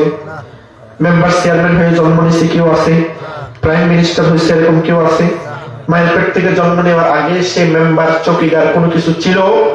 সব কিছু দিছে পৃথিবীতে আসার পরে। আসার সময় উলঙ্গ, একদম কোন ধরনের শক্তিশালা, একদম ছোট একটা বাচ্চা আমি দুনিয়ার বুকে ভূমিষ্ঠ হয়েছিলাম। সুবহানাল্লাহ। আমার কোনো চৌধুরীত্ব ছিল না, আমার কোনো চৌকিদারিত্ব ছিল না, মেম্বার চেয়ারম্যানিত্ব কোনো কিছু আমার ছিল না। আমি কেবল একটা প্রাণ নিয়ে, দেহ নিয়ে, উলঙ্গ অবস্থায় দুনিয়ার বুকে আমি জন্মগ্রহণ করছি। যা পাইছি দুনিয়াতে এসেই পাইছি, যা পাইছি আল্লাহ পাক এখানে দুনিয়াতে আসার পর আল্লাহ পাক আমাদেরকে দিছে। এর আগে আমাদের কিছুই ছিল না। মুসলমান ইমানদার, এত অহংকার কি নিয়ে করি আমরা? কবরে যাওয়ার সময় তো 4-5 জন সব একসাথে নিয়ে চলে যাব, তাই তো? 4-5 কোটি টাকা নিয়ে চলে যাব। বর্তমান পৃথিবীর সবচাইতে ধনী মানুষ ইলন মাস্ক, তার কত বিলিয়ন ট্রিলিয়ন টাকার মালিক সে নিজেও জানে না। এত টাকা নিয়ে সে কবরে যাইতে পারবে? আজরাইল কি ঘুষ খায়? ঘুষ খাবে কোনোদিন? এই বৈশিষ্ট্য কি আজরাইলের আছে নাকি? নাই। তাইলে আজরাইলে ঘুষ খায় না। আমার এই টাকা আসার সময় ছিল না, যাওয়ার সময় থাকবে না। এই টাকা পরকালে কোনো উপকারে আসবে না। তাহলে আল্লাহ পাক বলছেন ওমিম্মা রাযাকনাহুম ইউনফিকুন, বান্দা তোমাদেরকে যে রিজিক আমি দিয়েছি সেই রিজিক থেকে আমার রাস্তায় কেন দান করতে পারো না? আমি তো দিয়েছি। আল্লাহ পাক বলছে কি আমি তো দিয়েছি, তোমাদেরকে তো কেউ দেয় নাকি অন্য কেউ দিচ্ছে? আপনি কষ্ট করে কামাইছেন, আপনার ছেলেকে বিদেশ পাঠিয়ে 4-5 জন বিদেশ পাঠিয়ে এরপরে টাকা কামায় বড়লোক হয়েছেন। আপনার যদি সন্তানই না থাকতো, আল্লাহ পাক আপনাকে সন্তানই না দিত, বিদেশ কেমনে পাঠাইতেন? আর আপনি যে কষ্ট করে টাকা কামাইছেন বলছেন, আল্লাহ পাক যদি আপনাকে 2টা হাত না দিত, কাজ করার সুযোগ পাইতেন, 5 দিন না থাকতো, যাইতে পারতেন, কোনো কিছুই সম্ভব হতো না। মুসলমান ইমানদার, আল্লাহ পাক সবকিছু দিছে। এই দেওয়াটাকে আল্লাহ পাক বলছেন আমার রাস্তায় ব্যয় করো। তাইলে আল্লাহ পাক বলছে এই 5টা যদি তোমার ভিতরে থাকে, তাহলে আল্লাহ পাক তোমাকে পরিপূর্ণভাবে ইমানদার বানিয়ে দিবেন। জোরে বলেন সুবহানাল্লাহ। আল্লাহর হাবিব সাল্লাল্লাহু আলাইহি ওয়াসাল্লামের সাহাবীরা আল্লাহর রাস্তায় দান করতেন, সদকা করতেন। কি করতেন? আল্লাহর রাস্তায় দান করতেন, সদকা করতেন কেবলমাত্র আল্লাহ পাকের সন্তুষ্টি অর্জনের জন্য, দুনিয়ার কোন মানুষকে দেখানোর জন্য সদকা করতেন না। এক সাহাবী রাসূল কারীম সাল্লাল্লাহু আলাইহি ওয়াসাল্লামের কাছে আসলেন। আসার পরে বলতেছে, ইয়া রাসূলুল্লাহ, আমার পাশে একজন সাহাবীর বাসা আছে, ওই সাহাবীর বাসা থেকে একটা খেজুর গাছ আমার ঘরের দিকে ঝুলে পড়েছে। ঝুলে পড়ার কারণে আমার ছেলে মেয়েরা ওই গাছ থেকে খেজুর কুড়িয়ে খেয়ে নেয়। রাসূল করিম সাল্লাল্লাহু আলাইহি ওয়াসাল্লামের কাছে বলতেছে, ও মানবতার মুক্তির দিশারি মুহাম্মদুর রাসূলুল্লাহ সাল্লাল্লাহু আলাইহি ওয়াসাল্লাম, আপনার কাছে একটা নালিশ নিয়ে আসছি। নালিশটা হচ্ছে, আমার সন্তানরা যখন ওই গাছ থেকে খেজুর খেয়ে নেয়, এমন সময় আমার পাশে যে সাহাবের বাড়ি আছে, ওই সাহাবের হৃদয়টা অনেক বেশি পাষাণ হৃদয়। মূলত ইনি সাহাবী ছিল না, ইনি ছিল মুনাফিক। কি ছিল? মুনাফিক। মুনাফিকের অন্তর অনেক বেশি কঠিন হয়, মুনাফিকের অন্তর অনেক বেশি শক্ত হয়। আল্লাহ পাক তাদের দিলে কোনো ধরনের রহমত রাখেন। ওই মুনাফিক সাহাবী, আমার সন্তানেরা যখন ওখান থেকে খেজুর কুড়িয়ে খেয়ে নেয়, এমন সময় ওই মুনাফিক সাহাবী এসে আমার ছেলেদের গালের ভিতরে হাত ঢুকাই দিয়ে সেখান থেকে খেজুর বের করে নেই। আপনার কাছে নালিশ করতেছি ইয়া রাসূলুল্লাহ, যদি সম্ভব হয় খেজুর গাছটা কেটে ফেলতে বলেন, আর যদি সম্ভব না হয় ওই খেজুর গাছটা আমাকে বিক্রি করতে বলেন। রাসূল করিম সাল্লাল্লাহু আলাইহি ওয়াসাল্লাম ওই সাহাবীকে ডাকলেন। ওই মুনাফিক সাহাবীকে ডেকে বলতেছে, ও সাহাবী, তোমার বাড়ির পাশে নাকি এই গাছ আছে, এই ঘটনা, তুমি হয়তো গাছটা কেটে ফেলবা, অন্যথায় তোমার গাছটা ওই সাহাবীকে বিক্রি করবা। ওই মুনাফিক সাহাবী বলতেছে, ইয়া রাসূলুল্লাহ, আমার এই গাছটা আমি কাটতে পারবো না, ওই অমুক সাহাবীকে আমি বিক্রিও করতে পারবো না। কেন? ওই সাহাবী, মুনাফিক সাহাবী বলতেছে, যে গাছ ওই সাহাবীর দিকে ঝুলে পড়েছে, ওই খেজুর গাছের খেজুরগুলো অনেক বেশি সুস্বাদু এবং মজার, আমার সন্তানরা অনেক বেশি পছন্দ করে, এই কারণে আমি এই গাছ বিক্রি করতে পারবো না, এই গাছ আমি কাটতেও পারবো না। রাসূল করিম সাল্লাল্লাহু আলাইহি ওয়াসাল্লাম বলেন, ও সাহাবী, তুমি এমনি এমনি কাটবা না, এমনি এমনি ওই খেজুর গাছ তুমি ওর কাছে বিক্রি করবে না, তোমার কাছে এটার জন্য অফার আছে। কি আছে? অফার আছে। অফার হচ্ছে, তুমি যদি এই খেজুর গাছটা ওই মানুষটাকে বিক্রি করে দাও বা কেটে ফেলো, আল্লাহ পাক তোমার জন্য জান্নাতের ভিতরে একটি খেজুর গাছ দিয়ে দিবেন। সুবহানাল্লাহ। ওই মুনাফিক সাহাবী বলতেছে, আমি কাটতে পারবো না। কি করতে পারবো না? এরপরই আমি কাটতে পারবো না, কারণ আমার ছেলে সন্তানেরা ওই গাছের খেজুরগুলো অনেক বেশি পছন্দ করে। তখন এই কথা বলার পরে আর রাসূল তাকে কোনো কিছুই বলেন নাই, যার ঘরে ঘরে সেই চলে গেল। এমন সময় রাসূলের পাশে বসা ছিল রাসূলের সবচেয়ে নিকটতম সাহাবী আবু দাহদা রাদিয়াল্লাহু তাআলা আনহু। কিনা? আবু দাহদা রাদিয়াল্লাহু তাআলা আনহু। সে রাসূলুল্লাহ সাল্লাল্লাহু আলাইহি ওয়াসাল্লামকে বলেন, ইয়া রাসূলুল্লাহ সাল্লাল্লাহু আলাইহি ওয়াসাল্লাম, যদি আমি ওই খেজুর গাছটা কিনে দেই, তাহলে আল্লাহ কি আমাকেও জান্নাতে খেজুর গাছ দিবেন? সুবহানাল্লাহ। আমি যদি কিনে দেই, আমাকেও কি আল্লাহ পাক জান্নাতে খেজুর গাছ দিবেন? রাসূল বলেন, অবশ্যই তোমাকে দিবেন। সুবহানাল্লাহ। এই কথা বলার পরে আবু দাহদা ওই মুনাফিক সাহাবীর কাছে চলে গেলেন। ও সাহাবী, তোমার কাছে এসেছি তোমার খেজুর গাছটা ক্রয় করার জন্য, তুমি তোমার খেজুর গাছটা আমার কাছে বিক্রি করে দাও। ওই মুনাফিক সাহাবী বলতেছে, আমি যেখানে রাসূলুল্লাহর কাছে বিক্রি করি নাই, সেখানে তোমার কাছে কেন বিক্রি করব? বিক্রি করলে রাসূলকে বিক্রি করতাম, তোমার কাছে তো আমি বিক্রি করব না। আবু দাহদা বলতেছে, ও সাহাবী, আমার কাছে বিক্রি করবা এই খেজুর গাছটা, কারণ তুমি আমার কাছে বিক্রি করতে বাধ্য। ওই সাহাবী বলতেছে, কেন আমি তোমার কাছে বিক্রি করব? আবু দাহদা বলতেছে, সামান্য মূল্যে তোমার কাছে আমি খেজুর গাছ কিনবো না, আমি তোমার কাছ থেকে এই খেজুর গাছটা কিনবো।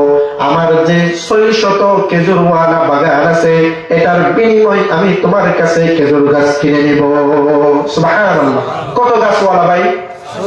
600 খেজুর গাছওয়ালা একটা বাগান। সিরাতের কিতাবের ভিতরে আছে, ইতিহাসের কিতাবের ভিতরে আছে যে ওই সময় এমন মৌসুম ছিল, প্রত্যেক গাছে খেজুর ধরে একদম পেকে গেছে। সুবহানাল্লাহ। এমন মৌসুম, 600 খেজুর গাছের একটা গাছও বাকি নাই যে গাছে খেজুর ধরে নাই। আল্লাহ রাসূল সাল্লাল্লাহু আলাইহি ওয়াসাল্লাম বলছে যে জান্নাতে একটা খেজুর গাছ দিবে। এটার বিনিময় ওই মুনাফিক সাহাবের কাছে গিয়া বলতেছে, আমার কাছে 600 খেজুর গাছওয়ালা একটা বাগান আছে, এটা তোমারে দিব, তুমি আমার ওই গাছটা দিয়ে দাও। সুবহানাল্লাহ। এই কথা বলার পরে মুনাফিক সাহাবী তার খেজুর গাছটা বিক্রি করার জন্য রেডি হয়ে গেল, প্রস্তুত হয়ে গেল। আবু দাহদা বলতেছেন, নাও দলিল নাও, সবকিছু বুঝে নাও, আজকে থেকে ওই 600 গাছওয়ালা খেজুর বাগান তোমার জন্য, আমি তোমার এই গাছটা কিনে নিলাম, জান্নাতে আমার জন্য একটা খেজুর গাছ হবে। গাছ বুঝে দেওয়ার আগে আবু দাহদা রাদিয়াল্লাহু তাআলা আনহু ওই বাগানের ভিতরে বসবাস করত। ওই বাগানের ভিতরে ছোট্ট একটা ঘর ছিল, ওই ঘরের ভিতরে তার সন্তানেরা বসবাস করত, তার স্ত্রী বসবাস করত। যখন আবু দাহদা ওই গাছটা, ওই বাগানটাকে বিক্রি করে দিলেন, মুসলমান ইমানদার ওই বাগানটা যখন বিক্রি করে দিলেন, সেখান থেকে ঘর সরাই ফেলতে হবে, তার স্ত্রী সন্তানদেরকে সরাই ফেলতে হবে। ওই খেজুর গাছের সামনে গিয়ে মুসলমান আবু দাহদা ডাক দিয়া বলে, ও উম্মে দাহদা, ও উম্মে দাহদা, আজকে থেকে তোমার এখানে আর টাকা চলবে না, আমরা অমুক জায়গায় চলে যাব, এই খেজুর বাগান আমি বিক্রি করে দিয়েছি। সুবহানাল্লাহ। স্ত্রী জিজ্ঞেস করতেছে, ও আমার স্বামী, কোন কারণে এই খেজুর বাগান বিক্রি করেছো? কত মূল্যের বিনিময়ে এই খেজুর বাগান বিক্রি করেছো? ওই আবু দাহদা বলতেছে, দুনিয়ার কোন মূল্যের বিনিময়ে আমি বিক্রি করি নাই। রাসূল আমার কাছে ওয়াদা করছে, এই খেজুর বাগান বিক্রি করে যদি একটি খেজুর গাছ যদি আমি কিনে নিতে পারি, রাসূল আমার কাছে ওয়াদা করছে জান্নাতে আল্লাহ পাক আমাকে একটি খেজুর গাছ দিবেন। সুবহানাল্লাহ। তো স্বামী যেমন হয় স্ত্রী তো তেমন হবে, তাই না? গাছ ভালো হইলে ফল ভালো হয়, গাছ ভালো হইলে ফল ভালো হয়, ফির ভালো হইলে মুড়ি ভালো হয়। তাহলে সবকিছুর গুণা ভালো হওয়া লাগবে, তাহলে এরপর থেকে ভালো বের হবে। স্ত্রী ডাক দিয়ে বলতেছে, স্বামী, ও স্বামী, এই খেজুর গাছ যতদিন পর্যন্ত আপনার কাছে ছিল, আপনি যতদিন পর্যন্ত ব্যবসা করেছেন, অনেক লাভবান হয়েছেন। স্ত্রী বলতেছে, আজকে আপনি যে ব্যবসা করেছেন, দুনিয়ার বুকে এর চাইতে লাভবান আর কোনোদিন হন নাই। সুবহানাল্লাহ। স্ত্রী খুশি হয়ে গিয়েছে, রাসূলের কাছে চলে গিয়েছে। আবু দাহদা গিয়ে রাসূলকে বলতেছে, ইয়া রাসূলুল্লাহ সাল্লাল্লাহু আলাইহি ওয়াসাল্লাম, আপনার ওই খেজুর গাছটা আমি ক্রয় করে ফেলেছি। ওই খেজুর গাছটা ওই মুনাফিক